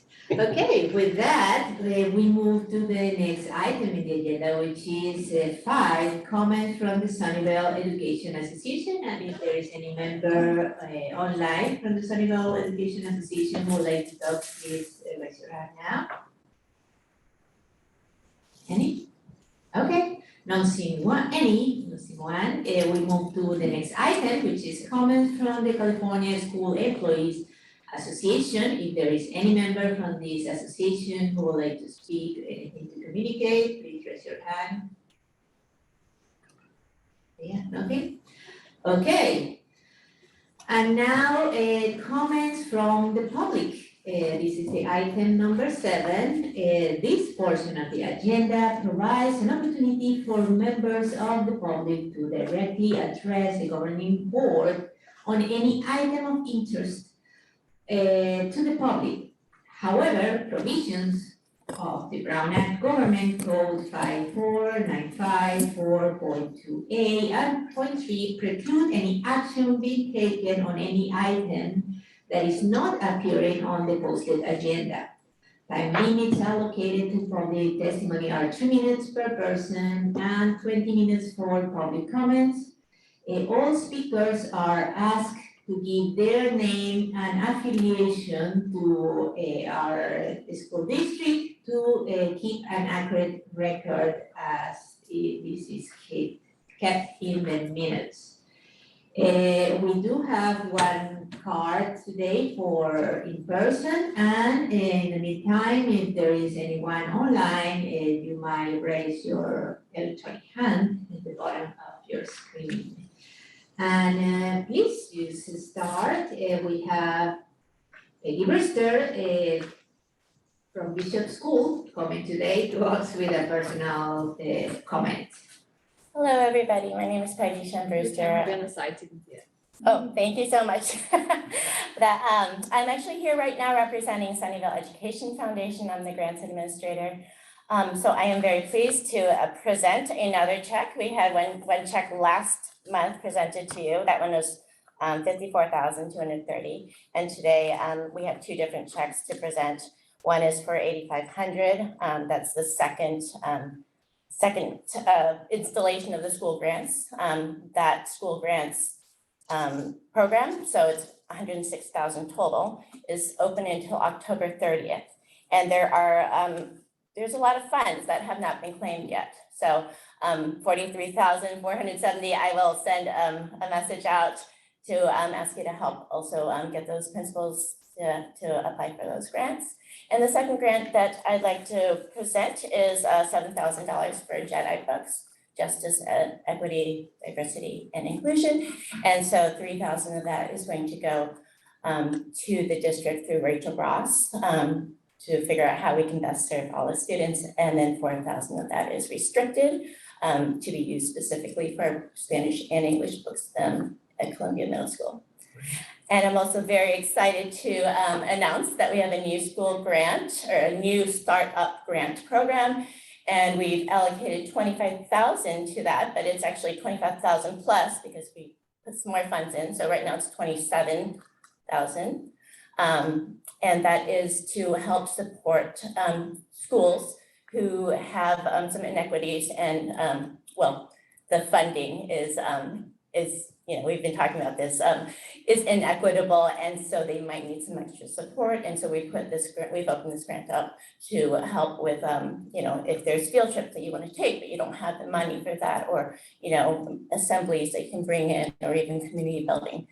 So that is a very short window for application, and that will be also due November 15th. But if other schools are bringing stuff to us before, then we're happy to review at the November meeting. So I have these checks that I will physically hand to somebody soon. I'm covering up my shirt because right now I want to speak as a parent and not for the Ed Foundation. I was in the same room as many of you guys today when they talked about school shootings and the security of our schools. And it's tragic. And I wonder if we're doing enough here in Sunnyvale. Teaching in a neighboring district, I know we had lock blocks, we don't have those here, we have those barrels. I would just like to, I don't know what we're doing, but I would like to make sure that we have that conversation, please. Thank you. Check to somebody. Thanks. Anyone online tonight, Maria? Okay, thank you very much.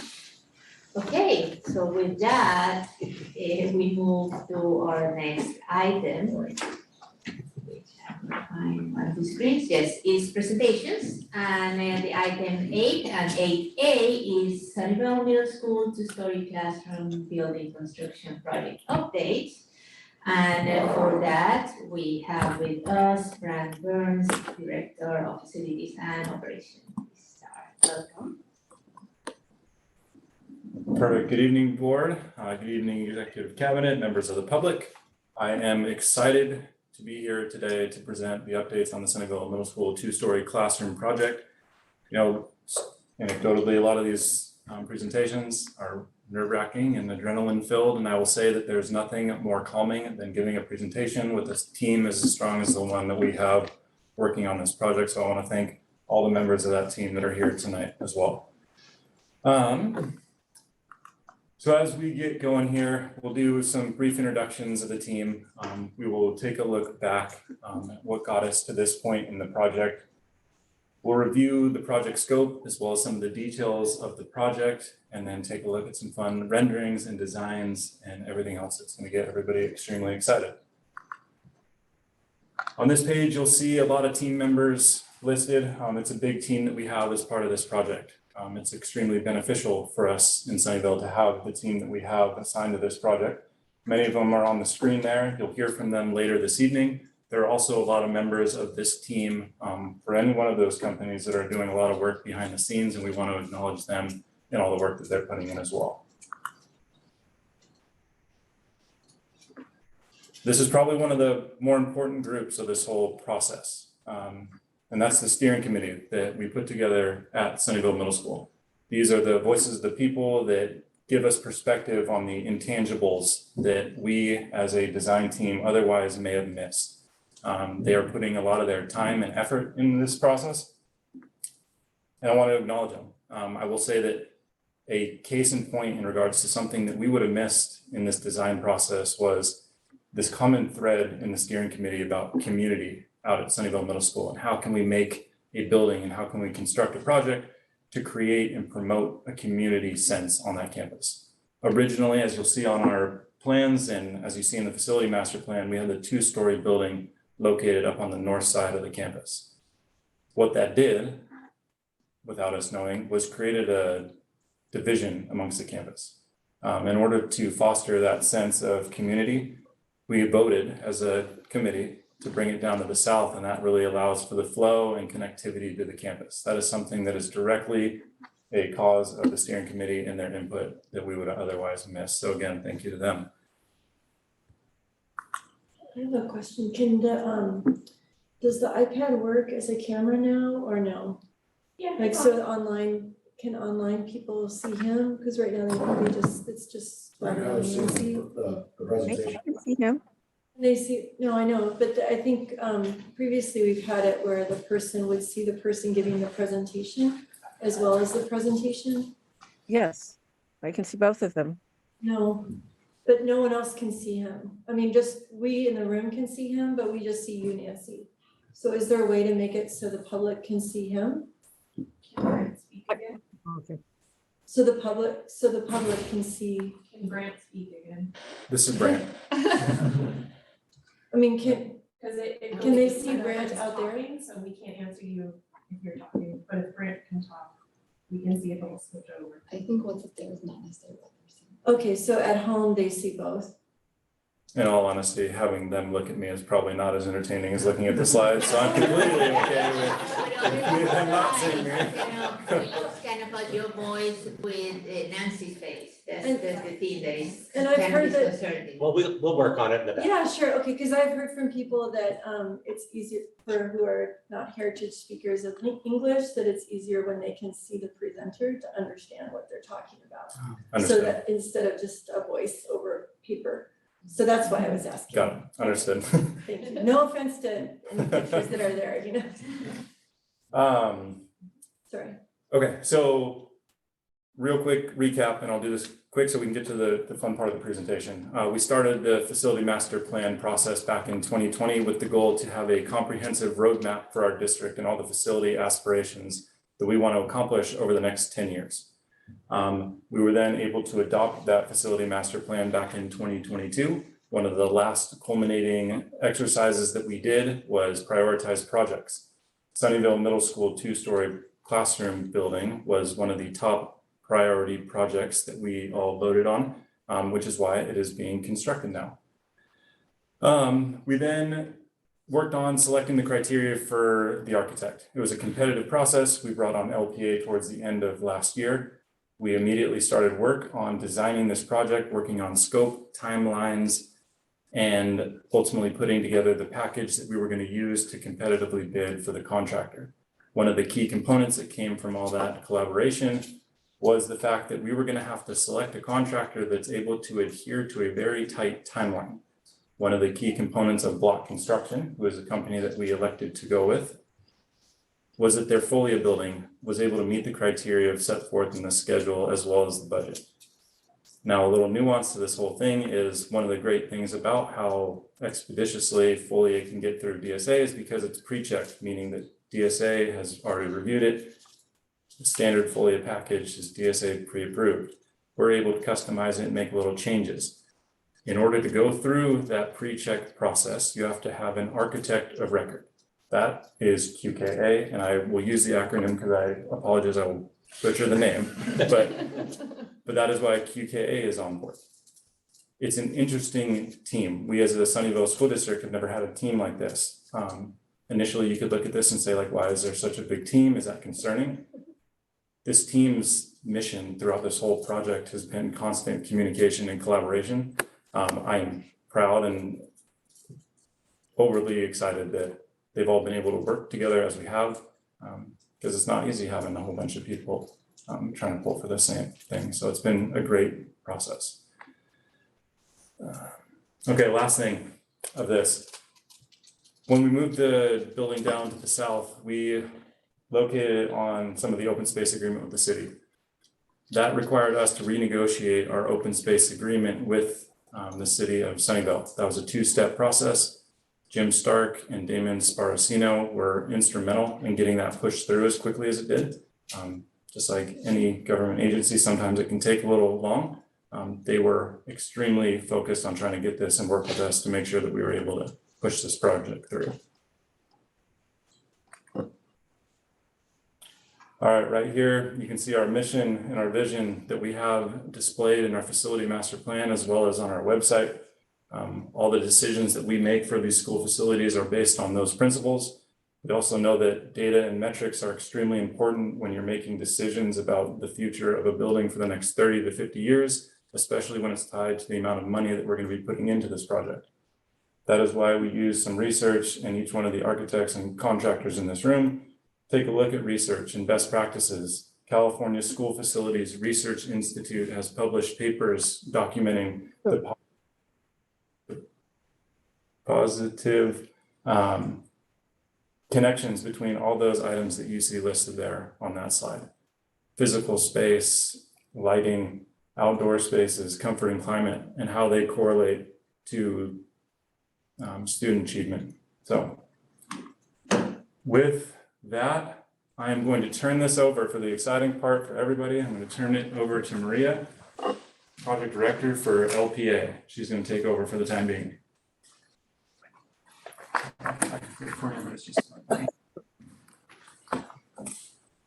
Thank you. Good evening. So I'll be giving a quick overview of the project and all the good work that we've done so far as we get into construction documents where we are right now. So this project consists of a two-story Folia classroom building, which is located on the southeast end of the campus. And like Brant alluded to, that was a very purposeful selection that we collaborated with the steering committee to determine that location. And nestled between those two buildings is the academic courtyard, which has a variety of different spaces for not only social, but education for the students. And we'll be going into a lot more detail on the building and the academic plot as well. With any DSA project, we are required to provide path of travel improvements. So that is a part of the project, including completing a little bit of a rework of the entrance of the campus to make sure it's accessible and also have an accessible drop-off. I'll also give a quick overview of the schedule. So like Brent mentioned, we did start this process early this winter in February. with pre-design and schematic design. So you can see in the image there, there's a little icon for all of the different engagements that we've had so far. So during pre-design and schematic design, we're pretty heavy on engagement because we're trying to build a common vision and goals for the project. From there, during the summer, the lease-leaseback contractor, Block Construction, was hired, as well as the building solution. Right now, we're at the tail end of design development. So we've continued the engagement process, and I'll actually go through a little bit more detail about that engagement process in the next slide.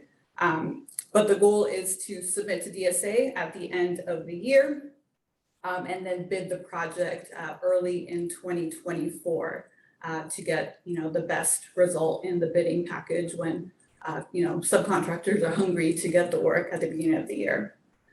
From there, we'll, during that time, the project will be at DSA in the agency phase. So as soon as that's approved, construction will start next summer in June. And that construction is due to continue until the July of 2025 summer. So I'm going to go into a little bit of detail as to the engagement that we did with the steering committee, because it was a very robust and engaged process. So we started in pre-design, where we really start with a blank slate. We conducted a lot of interactive visioning sessions with all the members that you saw a few slides ago, really asking them broad questions of what is your vision for Sunnyvale Middle School? What is your fear about this project? How would you define success? And from that, we really gathered a lot of information about the sense of community that the school wants to build, and a lot of that informed the design.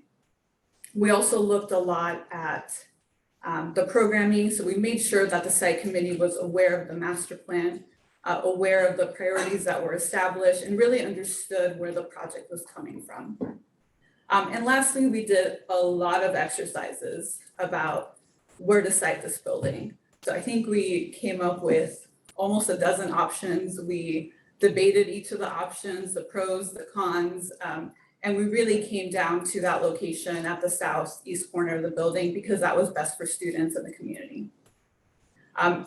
Further along the road, we went into schematic design, which is really a buildup of what we learned in the pre-design process. So really taking that location and now nailing down the program, the adjacencies, what type of quality of spaces the committee was looking for, not only in the interior space, but also in the academic quad space.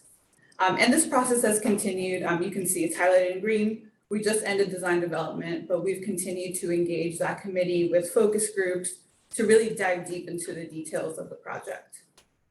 And we will continue that engagement process throughout the remainder of the project. We are also conducting staff meetings. So we actually have staff meetings scheduled in a couple of weeks to update the staff. We're planning on engaging students as well after we update the staff, and also having a community town hall to really update the broader community, the parents, neighbors as well. And with that, I'll turn it over to my colleague, Lance Hunter, who is the landscape designer on this project, and he'll go over a little bit more detail of the site design. Thank you, Maria. As Maria mentioned, my name is Lance Hunter, a landscape architect and landscape project designer for the project here. Super excited to be part of this. As Brent has mentioned and Maria has mentioned, you guys have such a great community and such a great ethos in terms of how you guys want to create these different spaces for students. One thing that's so important to LPA is how we look at a project holistically. For those that don't know, LPA is a fully integrated design firm. So that means that we have everybody in-house, from architects to landscape architects, interior designers, everybody. And with that, we feel like we have everybody at the table at once to better and improve the project. As Brent mentioned, we have a lot of different team members, that are outside of our office, but we take that same approach in terms of having a holistic approach to how we design these spaces and making sure that they're really geared towards what is needed at the campus, right? And to make sure that what we design collectively is something you guys are proud to have, and that will be something that will be really beneficial for the future, not for the present, but for the future as well too. One thing about the site design that is, again, for me as a landscape architect, you know, I love it. As we went through the different design options, the site design got enlarged, it got bigger. So for me, you know, it was more sand in sandbox for me to kind of play with and along with our team. So it was something that was very, fruitful in terms of how we looked at the site. As I tell my daughter, you know, you gotta have your vegetables first before you have dessert. So we're gonna look at some of just the more of the smaller nuances that, drove not only where the building landed, right, but how we approach it for some of the things that are necessary for the site design. So looking at this plan, you can see here that we have this red line that kind of streaks across from the north down to the south, down to our building area, and that's indicative of our fire lane. And so we're just showing how we address the fire access and the requirements that are needed for our site. And then you start to see the little lines, the red lines that are kind of in and around the site that is illustrating our fencing. Obviously, we know we have some community involvement in terms of some of the open space that's around our site. So we want to make sure that we have these security measures in place, that, you know, we keep that site locked down during the off hours when the school is not open as well too. And then you can see here a little bit more clearly how, you know, the building is sited here in the south east corner, and how we have this larger central courtyard where, you know, Marie has mentioned that we have this academic courtyard now that really becomes this center and this jewel of this new construction process. And as Brent had mentioned before previously, you know, there are a lot of measures and conversations that got us to this point. And one thing we clearly see here is how it really now does extend the existing Spartan courtyard into this new courtyard, right? Kind of maximizing this outdoor space and looking to see how we can essentially have this more collective and cohesive space that kind of ties the campus collectively, and we have more of an overall distribution of space within our new site and the existing campus as well. One thing we definitely wanted to make sure that we communicated was that it's not necessarily part of this current project phase, but we want to make sure that, you know, as we make these adjustments on the site, that we look forward in terms of how the site would be impacted for the future. And one thing that's currently there now to the north, there are some existing portables that will be eventually removed from the site, but it still allows for us to have 6 full-size basketball courts in place at a later date as well. So here we are. Some ice cream. some great graphics here that kind of shows again the evolution of our design, the evolution of our conversations, and our really dedicated approach to where we are today. Obviously, you can see starting from the north, we have our first wing on the north there, and the other wing of the building down to the south, and that really allows for us to have this really concentrated amenity of this academic courtyard space. One thing that we wanted to express here is that, you know, for a 21st century learning environment, you know, kids just don't learn inside the classroom. It happens, you know, from when they're outside, from when they're walking, you know, these small interactions that happen throughout the day. And so we want to make sure that we facilitate these spaces that can help foster those conversations, can help foster those types of learning, because everyone learns differently. And as Brandon mentioned as well too, you know, when you look at the different environments that kids learn, it happens more freely when it's less restricted. And this outdoor space will hopefully allow for that type of interaction and growth that happen for children. My eyesight is kind of bad, so I cannot necessarily see all the different numbers. I won't go through them all, but I can walk you through just some of the more finer points of the space. You can see the larger green space within the center portion right there. That's our large open and flexible lawn space. It happens to actually be a synthetic lawn or grass that's there now. We know that that is kind of present throughout the district and some other sites as well. And I know there are some questions when it comes to synthetic grass in itself, but there are measures that we can take to kind of help reduce that heat gain that comes off of it. And that is primarily with the infill that goes in there. A lot of the conversation that happens around synthetic turf and the heat and the particulars that could happen on that turf is the crumb rubber. And that's something that we don't put on any one of our campuses when we do introduce synthetic turf. We have some type of organic material that goes in there that helps cool the grass a little bit more. And it's not so much the ambient heat that raises the temperature of the grass directly, but again, there are measures we can take to kind of help reduce that type of heat gain off of it. So that is something that is prominent within that space, but what it really does allow for is that flexibility for where parent or from when teachers can take students out to that side, you know, kind of extend that opportunity of taking the curriculum from the indoors to the outdoors as well too. You also notice within that larger green space there is the collective seating that happens to the north, and that again is a nice larger element that allows for that flexibility of, you know, having curriculum outside, having smaller groups or large groups kind of gather within that larger central space. Down to the south, we have a couple more smaller spaces that can help facilitate for smaller group gathering or for some more individual reflection or just sitting down, reading a book, kind of relaxing on those softer materials within that space too. So the overall goal with this was to have more varied spaces that you know, allow for different types of uses throughout that courtyard.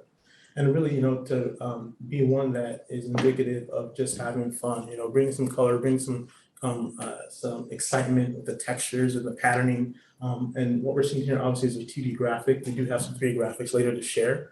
And you'll see how it really does become a space that's so inviting and so soft and so, you know, a place where you want to go, you want to hang out with your friends. And that was definitely something that we wanted to embody within this design. As I mentioned before, the goal for this space is to really, you know, break it up to where you have a lot of varied opportunity and options for students. Starting with the center space that I mentioned before, the larger amphitheater with the synthetic turf finish there. We have the outdoor learning spaces that are adjacent, more of the collaborative spaces with the collab space off to the left there, and then the second collab space to the south there as well. And then the rest of the spaces, those are the ones that are a little bit off of the, I guess, the beaten path, if you want to call it that, right? That allow for maybe 1 or 2 groups of students to kind of hang out versus a larger collection of students as well.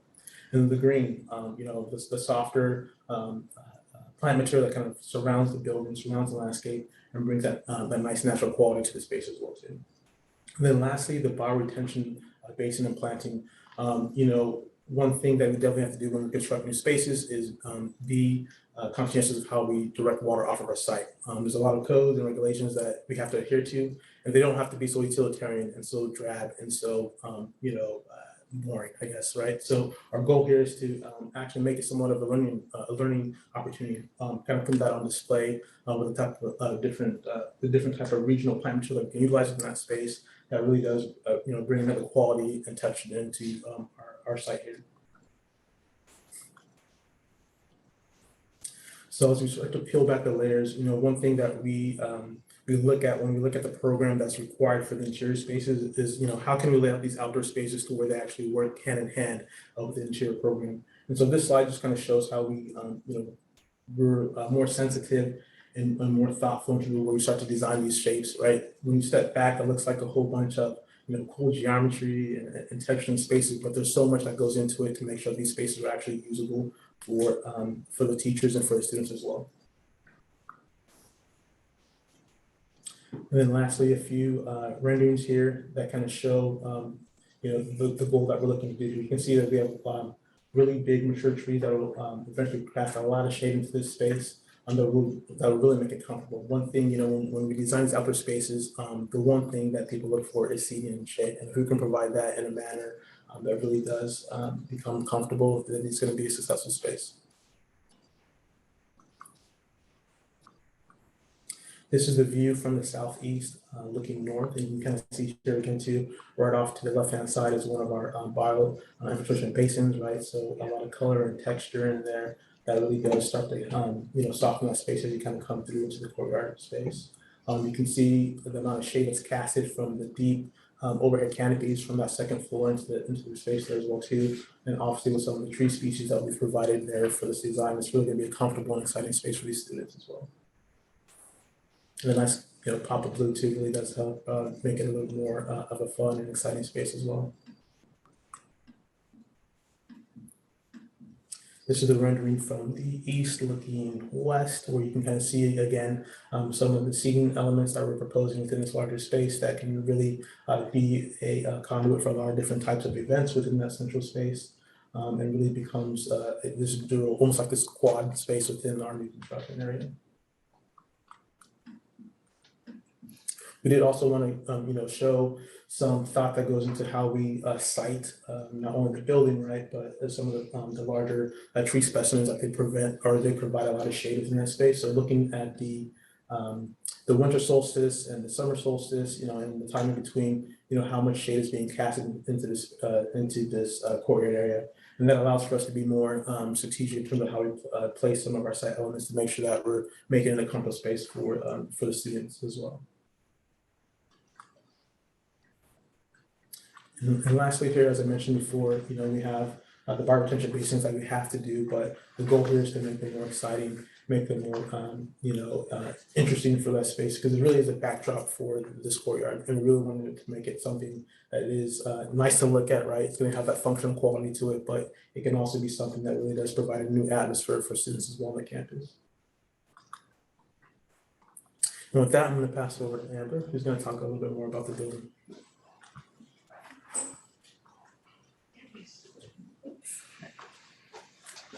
Hey everyone, so I got the easy part today, I only have one slide, so as Maria mentioned, the district selected the Folia solution for Sunnyvale Middle School, so we're very excited to be a part of that.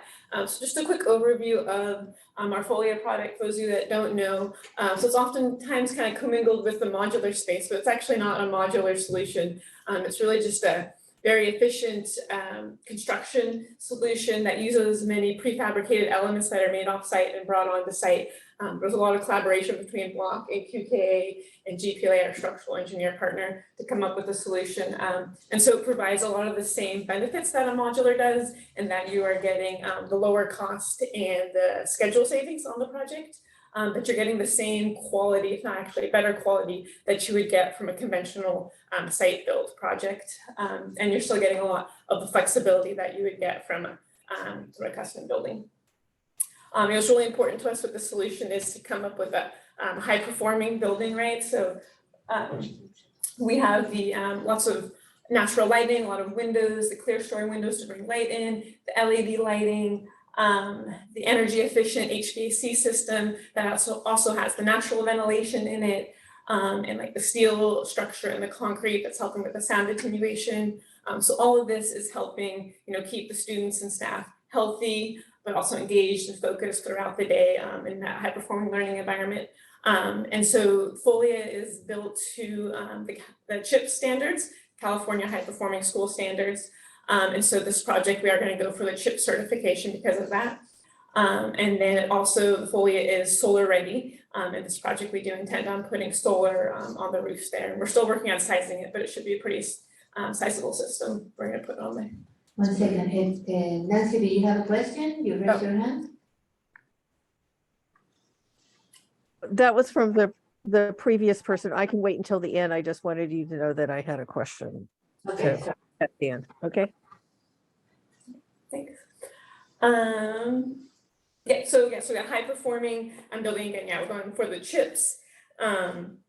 And then also really important that we keep this low maintenance. When we turn over buildings to campuses, a lot of times they don't have the maintenance staff or the dollars to upkeep a building. So this project, again, with the steel and the concrete and the metal roofing, a lot of the components are built to last, so really a high life cycle cost value to it. And things like the railings, having the powder coated railings, they're just going to make it really pretty maintenance free, tie-off points for the maintenance staff, and that kind of thing. And then just because it was the great shakeout today, I will just point out too that the project is designed in a seismic event. All buildings have to be designed to certain standards, but this was designed and thought through that if there was a seismic event, that work that would have to be, there would be minimal damage to the building that would have to be repaired to get it up and going again. So just wanted to point that out. And then the one little plug, because Dr. Gallagher brought up earlier about the Roy Rockland Science Center grand opening this Friday. So if you want to come check out a Folia, it's a custom Folia, so a little bit different, but that project is actually a custom science building using the Folia techniques on it. And I mean, Roy's just a great guy. I got to work with him a lot. I know he's pretty instrumental to the Lynbrook community. We just got his dedication plaque up today, but it's under lock and key until its grand reveal on Friday. So it should be a nice ceremony. So with that, I'm going to turn it over to Aaron for the fun stuff, because I know you really just want to see what this means for Sunnyvale Middle School and not just our generic stuff. So, All right, Thank you all for having me. I'm Aaron Jobson with Quattroki Quack Architects, or QKA for normal people.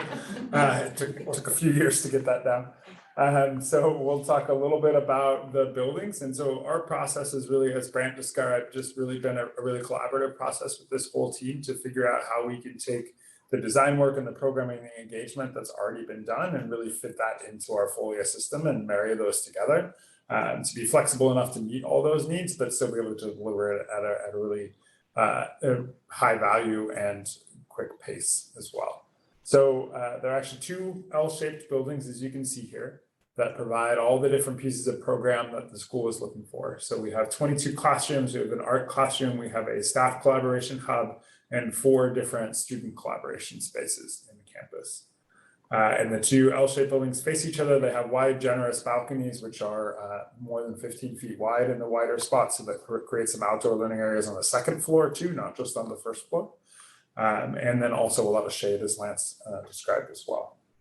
So we'll kind of walk through each of these parts at a time. So here are the classrooms, which are the bulk of it, those 22 spaces spread around on the first and second floors. I forgot to mention too, on the buildings, we also have restrooms, so there are boys and girls restrooms on both levels as well. So the 22 classrooms, and because we have built these buildings, I think almost 20 times now, we can show you pictures of what they actually look like inside. So these are buildings actually from the high school district at Cupertino High School and Fremont High School educational options buildings. So you can see they have a lot of daylight. There's a lot of glazing both out towards the balcony and the courtyard, but out in this case, actually out towards the fields and the playgrounds and the other buildings as well on the opposite side. On the second floor, there's that high clear story window, which we call the high windows in the middle of the space that lets light into the middle of the room and provides that kind of extra volume. Big open flexible spaces. The classrooms are 30 by 32 feet, so they're square, which gives a lot of flexibility in that kind of 960 square foot standard that we use across the state for classrooms. And then this is kind of what that looks like on the inside. So you can see the windows on the top and the bottom of the screen there. We have all the cabinetry we've been through with the steering committee about what storage cabinet is required as far as tall storage cabinets and bookshelves. And then you can see an example seating layout of flexible seating for 32 students in there, as well as a teacher desk, and then a wall-mounted monitor on the front of the classroom as well. So that's kind of how each of the classrooms are set up, and we'll actually be reviewing this in more detail with the staff over the next couple of months, as Maria described already. And that's what that looks like on the interior. So again, you can see the windows run full floor to ceiling, so we get kind of maximum amount of light into that space with whiteboards, tackable panels, as well as the cabinetry.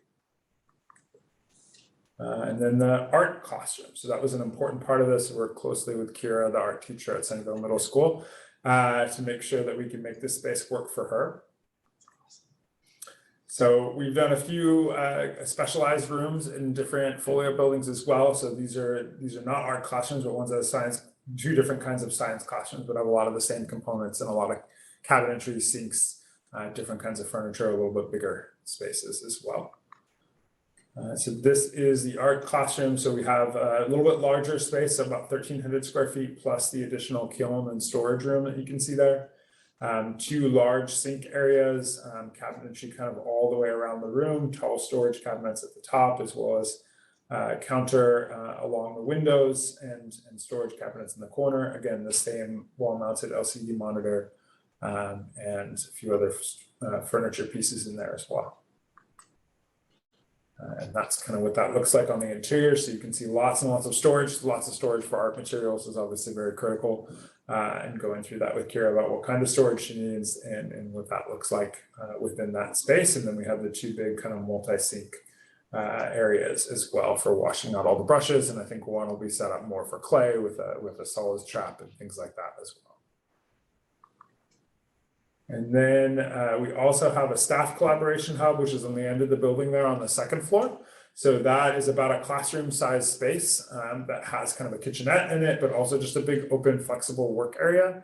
And then as well, it has a staff restroom that opens out onto the balcony, so there's some privacy there, but that will serve the staff for this whole area of the campus. And then we also have 4 student collaboration rooms. So there are 2 smaller ones on the second floor, kind of in the corners of the buildings that you can see that'll serve kind of as small breakout spaces that serve those adjacent classrooms. And then 2 larger ones, or 3 larger ones, excuse me. 2 on the second floor and 1 on the first floor that are about 2/3 of a classroom in size, and will have kind of big glazed openings out towards the courtyard. So there will serve as flexible multi-use spaces for students and teachers to use in small groups, to use as like club meetings, as events before and after school, place to go during lunch, things like that. There'll be a lot of different options, and I'm sure the staff will come up with lots of different ways to use as we go forward. So there are 3 of those as well. That kind of brings us to the end. I think it goes back to Brandon, right? How are we on time? I have to ask. Yeah, we're Val? excited. Okay. This is important, so we're like, yeah, tell us more. If you go 4 more hours, we might get a little bit. Yeah, okay. So with that, I do want to, Vince is here, principal of Sunnyvale Middle School. He has been instrumental in getting his staff together on the committee. Wanted to bring him up for a second here. To speak about the project and the process. Matt made me promise to go fast, so I'll go fast.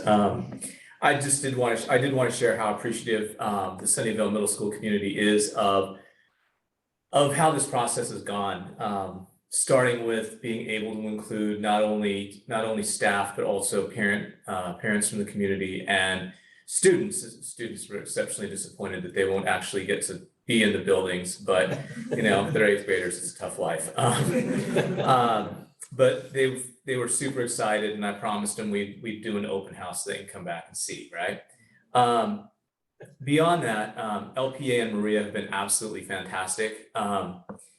As a teacher, like, this is a huge process. And so the ways that they organized the material and the decision-making that we needed to do, they did it in ways that really made us feel like we were making informed and competent decisions. And they also helped us when we were kind of going off the reservation a little bit. So it was kind of moving off. So I really appreciated that from them. They've just been so open and responsive to the concerns that we had. Everything from coming and hanging out with Kira in the art room for several hours, looking at the designs and everything. And all the way to moving the building, because this building was supposed to be in one corner of the campus. And we just felt like, gosh, I'm not sure that's the right fit. And they were super responsive to that, came up with multiple different options and just helped us really weigh that. So really appreciated that from them. Block was wonderful. We, on super short notice, they took our whole team out to Cupertino. And after that, everybody was just, so my room is going to be the one on the second floor, right? Because I'm on the building committee and I'm putting in all this time. And we had to have a short conversation around, we're going to make sure that everybody has an equitable opportunity. And finally, it's just, this whole process has been designed and coordinated by Brant and his team, and can't say enough about how much they've done to help us through this and to guide us. And just as a quick aside, in there someplace, they also managed to get air conditioning in my C wing. So super happy about that too. But just to sum it up, the SMS community is really excited about this project, and we're so thankful to the board and the district for its commitment to creating super student-friendly spaces for learning. So thank you. All right, with that concludes the presentation. We are open for feedback and questions. Well, to start, thank you so much for putting this together and for all the effort and passion that definitely you put there. And so before we open to comments, are any clarifications, or we take them after comments from the public? Huh? Okay, let's start with the public first. So if there is any comments or questions from the public, please raise your electronic hand right now at the bottom of your screen. Okay, seeing none, then I don't think we need to vote for this one either. So, before we start with our comments, thank you. We do have a lot of questions and comments. We thank you very much for all the work for this and for making this presentation for us and for everybody in the team. Nancy, you had a question from way back? Yes. So my question was, based off of the comment that went into, packet review, how long, we got the rate of growth of trees, but how long will it take for those trees to be mature to give the shade out that you anticipate? So there's a few different species of trees. Correct. And so some grow faster than others. Correct. If you were to look at a tree that we bring on site day one, you can kind of I liken it to like a young adult, like a preteen to some degree, right? So there will be casting some shade there, right? But I would say that it really does. It's kind of hard to say because you have to, maintain the tree and make sure that it gets all the correct nutrients and then the growth and everything that comes along with it. But to answer your question, I would say on average, I would say again like 5 to 7 or years to where you have a really wide and broad canopy for the trees that are expected to grow to about 25 to 30 feet in diameter. But like I said, the goal, obviously we know that shade is an important thing to make these spaces successful. So our intention is to utilize trees that come at a 48-inch box size, which on average is already 8 to 10 feet in diameter for the canopy. So for the larger ones obviously will take a little bit longer, but for like the Lycosromias, which are the crepe myrtles, those ones within 2 growing cycles will have some decent sized canopies. Okay. Is there any, given climate change, is there any options for temporary canopies that could be put up, or are those not available because of fire code restrictions? So I'm going to look at the architects in the room while I answer this question. I believe that the courtyard and the size of it doesn't allow for the shade sails that you're referring to be constructed, because you have to be outside of 20 feet from a building, or you have to get it all fire sprinkled. Right. I just wanted to. How wide are the classrooms for scale? How wide are those? What is the width of the building? The classrooms are about 32. 32. Okay. If I can add one last thing, it's a 2-story classroom building, and depending on the season, the building itself will cast a shadow at that courtyard. Yeah. So around this time of year, in winter time, the sun is low, the angle will itself will cast a shade. Yeah, if you could send the new drawings, I don't know, can we add them to this agenda with the shade study that we're very interested to have? Yeah, we'll send those to you. Plan. Those were obviously not in the original board packet, but we'll send you those. Email those to you, which is Dr. Gallagher. Thanks. So yeah, we'll start with you. Okay, so I have a couple questions. I have a comment. I actually teach in the educational options building a couple nights a week for adult ed, and I love it over there.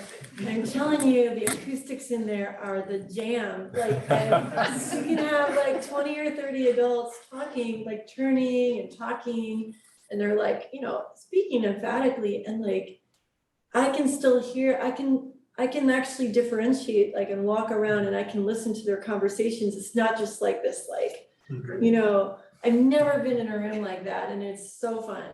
So I love that. And the other thing I love is the screens, because the screens are not screens you pull down and then freak out because you might be trying to get them up. They're actually just integrated. It's like a whiteboard. So you can project directly onto this whiteboard, but it has this like weird finish. So it's like a screen kind of finish. So it's really nice. I really like that. Okay, so that's my comment. So one of them. So the question is, are our acoustics gonna be like that room? Is it designed to same or not? It looks just like that. I mean, the ceiling is unbelievable. Okay, Sorry, I didn't want to clear up. If ours weren't gonna be those acoustics, we'd be sad. It looks like the same room. But real quick. Yeah.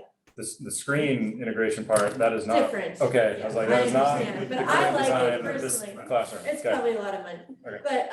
but the acoustics were really impressive.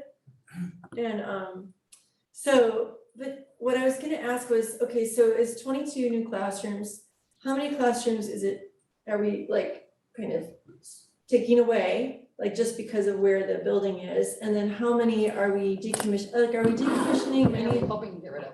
Are we decommissioning like any of the F wing or like the current music room or, like that, those people that are like really suffering over there? So I'm gonna answer this and pull this up because I know I put it in packet review and I always forget the number. So the goal of this project is to ultimately eliminate all temporary housing on the site, right? That will not be completed after this project is done. We will not get rid of temporary housing until we are absolutely sure that on the next phase of construction, we won't need temporary housing. Oh, I wasn't even talking about those ones. I was talking about the ones that are in the same building as the gym, with the weird, the heating. Yeah, F2 and F3. Yeah, and then also the music room on the other side. So I'll say that the site programming, Mhm. it's gonna be a conversation as we go. But Vince and I have met a couple times and figured out that every teacher that doesn't currently have AC will be able to get into a classroom that does have AC once this building's complete. Mhm. Okay. I don't know if that's a circular answer to your So that question. probably means So F1 the and F2 music will. classroom too, because that one is not for this No, space. but that's F1. I F- thought that was And then, no air conditioning. No, but it I was does just not. meaning like, could they move out of there? Will there be because now we're getting 22 new classrooms in a couple years, okay? But we're getting 22 new classrooms. Are there enough new classrooms with the ones that we're eliminating where people could have like a space to go to So in theory? in theory, yes. Okay, and then I noticed that the art building, because I wasn't part of any of the programming, but the art room is there. Was there ever any conversation about putting the music room over there? Like, which would also have maybe like unique needs or acoustically? No. No. Okay, and then Can I just interject? Yeah. So music will probably stay where they are because it's a bigger room. For next year? Or like Just during construction? generally. So again, and I don't wanna like completely go on a tangent here, but as we go throughout this campus's facility master plan, like the whole project, like we'll be able to take a look at like how we wanna reconfigure rooms and how we wanna redesign rooms. Like when we talk about the next project being the classroom modernizations, that's taking a look at those like F2, F3, F1, the whole C-wing, modernizing all those. So those are all opportunities to explore So that. the answer is we don't know where music will be. Exactly. okay, and then is there a unisex bathroom in this building? There is. Yeah. One, A just the singular. one down there. Nope, it'll be a student, gender neutral restroom. But it's like a solo one, it's not a, it could be multi. Yeah, it's not a multi-occupancy one. Okay, and then how many classrooms, like just to build the building, just to go through the construction part of it? Are there, and like right across from the science building, is some of that gonna have to come out to build that, or will everything stay there? A whole bunch of. The whole, A yeah, few of those classrooms are gonna get demolished right away. correct. Right, okay, how many of those are going away? 8 of them. 8 of them, okay. And we're relocating 3 of them, and I'm gonna look back again to make sure I'm doing it all right, but that grouping of 8 portables. Yeah. Closest to the science wing, Mhm. either get demolished or relocated out of the way, so we can do the project. Okay, great, those are my questions. So one of the things that I love from the other one, the initial schematic that we had before, it was the outdoor amphitheater that, it came down the stairs and it was integrated, so that was pretty cool and super quick. There is no opportunity of that with this one. But I also love the outdoors, the possibility of flexible spaces to learn outdoor. But sometimes it gets really, really hot, so trying to mitigate the island heat effect is very important in this site. In every site in California, I suppose. So, yeah, not just the doors to the shades, that's why I wanted to, if this is 35, the width, we probably won't be able to do shades inside, sails or anything if it's 20 feet from the side, but if anything that we can do to mitigate that would be great. But if it can also be used as part of, activities outside or in some of our schools, we have like, some areas that are like for kids to go outside with the classroom and sketch or go outside in the classroom and do something outdoors because normally it's rather nice. Hopefully it won't be too hot. So how old are we gonna be buying the trees again? Like, can we, because I know that if you buy them very old, they might not do very well or they might be very expensive. That's a great point. So when you can get the trees at the youngest, right, they can be more adaptable to the conditions where you plant them. So a 48-inch box is, like I said, like a young preteen kind of, and they're not to that maturity yet where they've been so used to the conditions within their box. So a 48-inch box is a great size to put in where you can get, some day one shade from at least an 8 to 10 foot canopy and still, allow for it to acclimate to the conditions from where you plant it. Yeah. I have one more question. I have one more question. Okay, so the bathrooms that are over by, not in the new building, but are across from there are always super, super gross. Like there's always problems over there, like for years. And so, like disgusting problems, right? So like in the, in the street kind of problems. So like, how will the new building, like, how are you gonna work around that? Like, is there like a problem with the overall sewage line or like, is it just that bathroom or? So Like, what's happening over there? Like, how are we gonna like have 22, all these people with the nice new bathrooms and the other, no, not the other one, but like, like if there's a problem already, like how are we gonna Saying put a how whole is bunch sewage more? You know what? That is a fantastic question and one that we actually deliberated in quite a bit. Okay, We're running a new sewer line straight across the field over onto Mary Avenue. okay. Super, that's so exciting. I know, it's like, I never thought I'd be that excited about talking about a sewer line. I suppose expanding also the electric capabilities of the site to do before the construction, because you say that we didn't have enough to put all the new air conditioning, so how is that gonna work with the new building? Yeah, so when you look at, when referring to the HVAC issues, so each wing has its own panel, right? Those panels in C wing don't have the capacity to put on full-blown HVAC. The site itself has enough capacity to accommodate this project and all the electric bar units that are gonna go into it. Now, as we go along this whole campus modernization, like fingers crossed, everything continues to go really well. We will have to seriously look at the calculations and figure out if we're gonna need a service upgrade. And I'm gonna look back at Maria right now, because I'm pretty sure they guaranteed that we're gonna need a service upgrade at some point during this process, yeah. But the new systems are also more energy efficient, like the VRF system going into the Foley building is very efficient, much better than a portable AC unit for us. So will the new sewage line cover the whole campus or is it just for the new building only? For the new building right now, and as we continue to modernize, we'll probably tie in those bathrooms you're referring to that line and go out that way. Okay. But that again is undetermined at this time.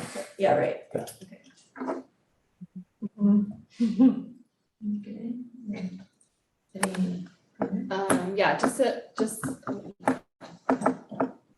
Just kind of a little bit more comments. I mean, there were questions that I asked, and I know, Brent, we talked about in packet review.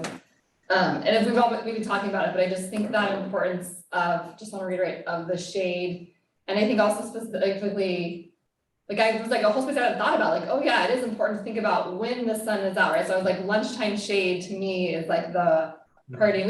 Lunchtime could change, right? So we are talking about a window of time, but just doing our best to say this is when, like I hadn't noticed it till just now, I don't know closer, but like that sun window was actually like a morning sun, right? Based on the way the shadows are. I'm like, oh, that's not, like that's a morning time. So just right, I think we all know that, but this is just doing our best to have as much shade as we can at lunchtime. So kids will actually, because if it's all sunny, kids just won't use it, and it'd be sad to not use this awesome, beautiful space that you guys have created. Yeah, and I know that on those slides that we'll send you, so I don't know if you could see it in the presentation, but they did a sun study breakdown of the time of year and the time of day, like 9 o'clock, noon, 3 o'clock. Yeah, that'd be and great to then see that, yeah. Each season, so that was on this presentation, but I'll send it to everybody. Yeah, and then connected with that, right, the like, again, making sure it's not too hot on the turf Sure. space, but I think you guys are doing that. And then, the last space, and this is actually kind of more, this is not construction people, but staff people, and what I mentioned in packet review, that space, we are losing tons of outdoor sports space for these active kids. And like, I'm saying it like holistically, but I also literally have one of those active boys who will be a 6th grader next year. And so figuring out how we create outdoor space, I mean, I know it's gonna be tighter and we have to live with it to some extent, but like doing our best to have good outdoor spaces for these active kids to do stuff even during construction.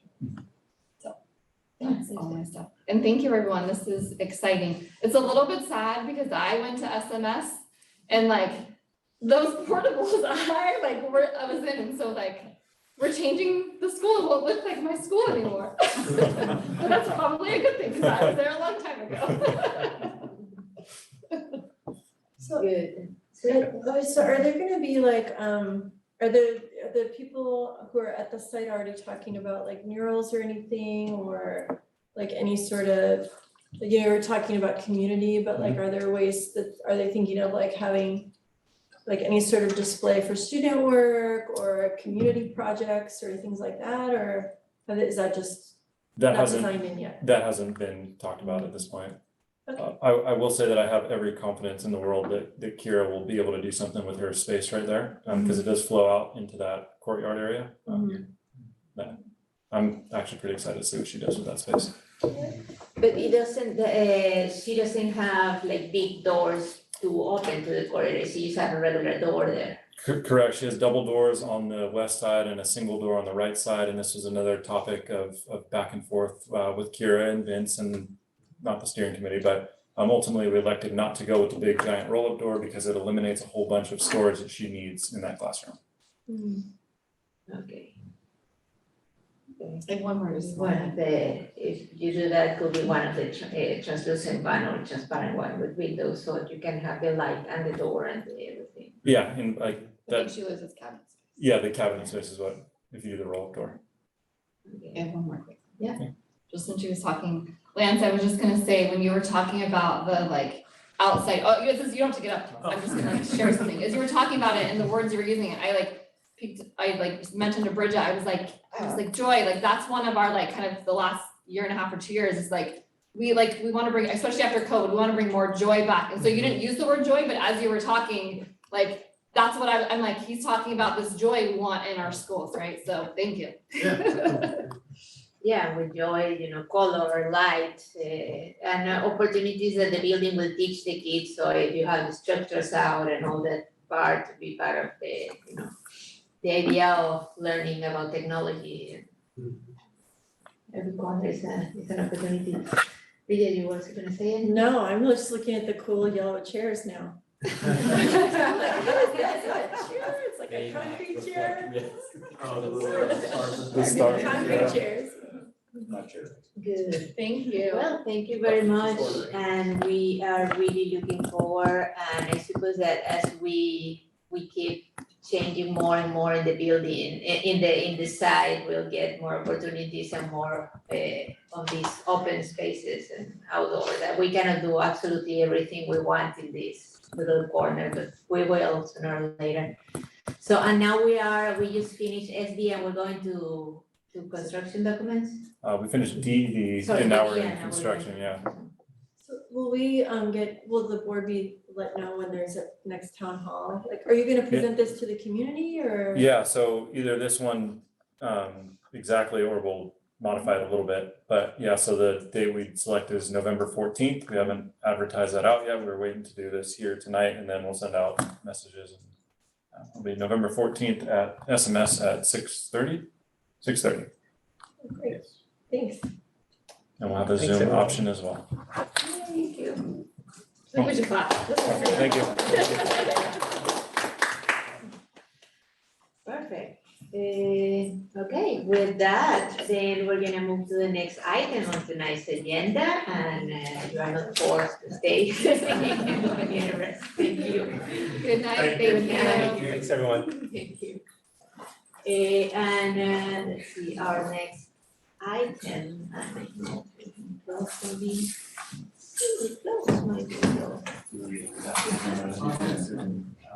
Oh, there it is. Okay, and then our next item is item number 9, review and discussion.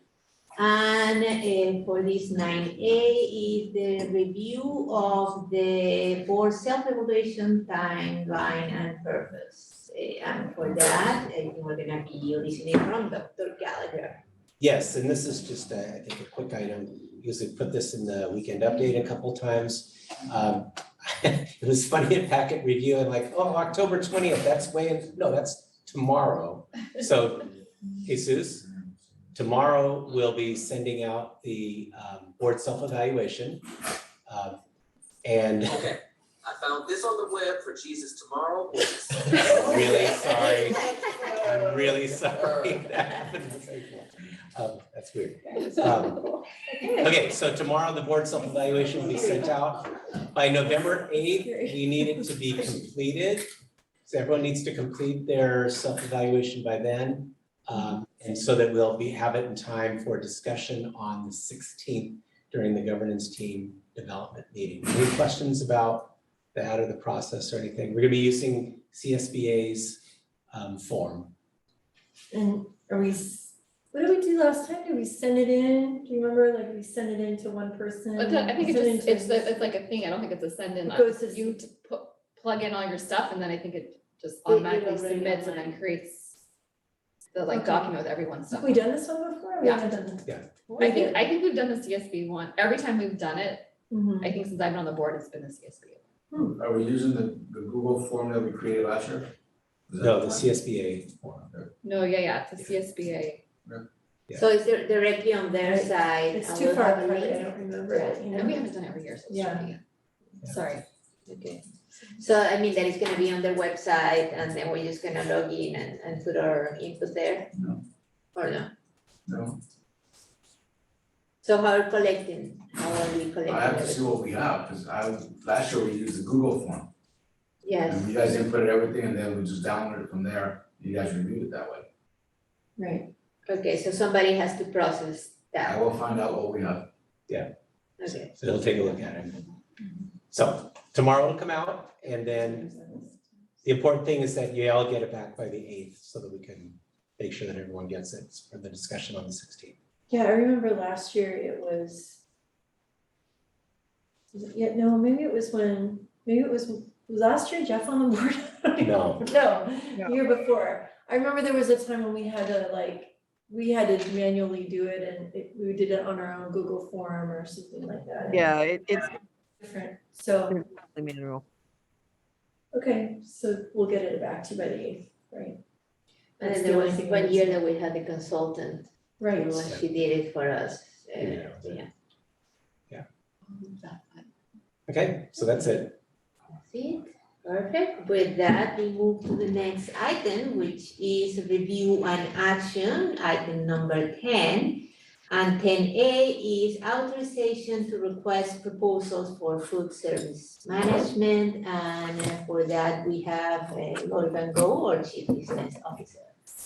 Good evening, everyone. I won't take up too much of your time. Part of the RFP process for food service is before I can start the process, I have to ask your permission to let me start the process. So the first draft of the RFP is due to the CDE in the beginning of January. So once tonight I get the authorization, I will start working on the RFP. Okay. So that means that, well, and it is recommended that the Board of Education grant authorization to staff or implement this. So do we have a motion? Sure, Wait, do you want to do public comment first? Yes. Oh, I thought we. Yeah, we have okay, are there any comments from the public on this item 10A? We don't have any.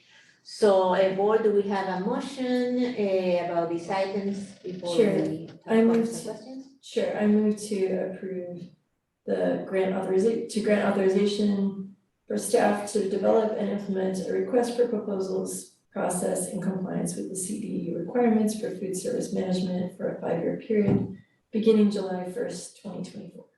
Okay, so do we have a second? Okay. Okay, are there any comments, questions, anything I related to this? just love the way you said it. That was true and funny. Okay. Good, thank you for putting this together and for all the work related to it. Board, if everybody is agreeable with this, please say aye. Aye. Thank you, with that, that passes. Thank you very much. Thank you. Now we have the consent agenda items, that's the item number 11 in tonight agenda. Any item on the consent agenda is subject to review and discuss prior to being approved by the board. If necessary, any items may be removed for separate action. The public may address the board regarding any items on this consent agenda. So if there is any member of the public who would like to comment or has any questions about it, please raise your hand now. Okay, seeing none, then we move forward. Do we have a motion to approve the agenda as it is right now, or anyone wants to take anything out of it? I move to approve the consent agenda. Okay, any second? Perfect. So everybody who is agreeable with this, who likes this agenda as it is right now, please say aye. Aye. And with that, we approve the consent agenda items. And our next and last item is item 12, future meetings and adjournments. So the next one will be November the 2nd at 6 p.m. and it will be a regular board meeting. And with that, good night. Thank you to our fabulous translators and for staying so long with us. And hope to see you soon. Thank you, everybody online, and good night. Good night, thank you. Sounded like a TV show. Yeah.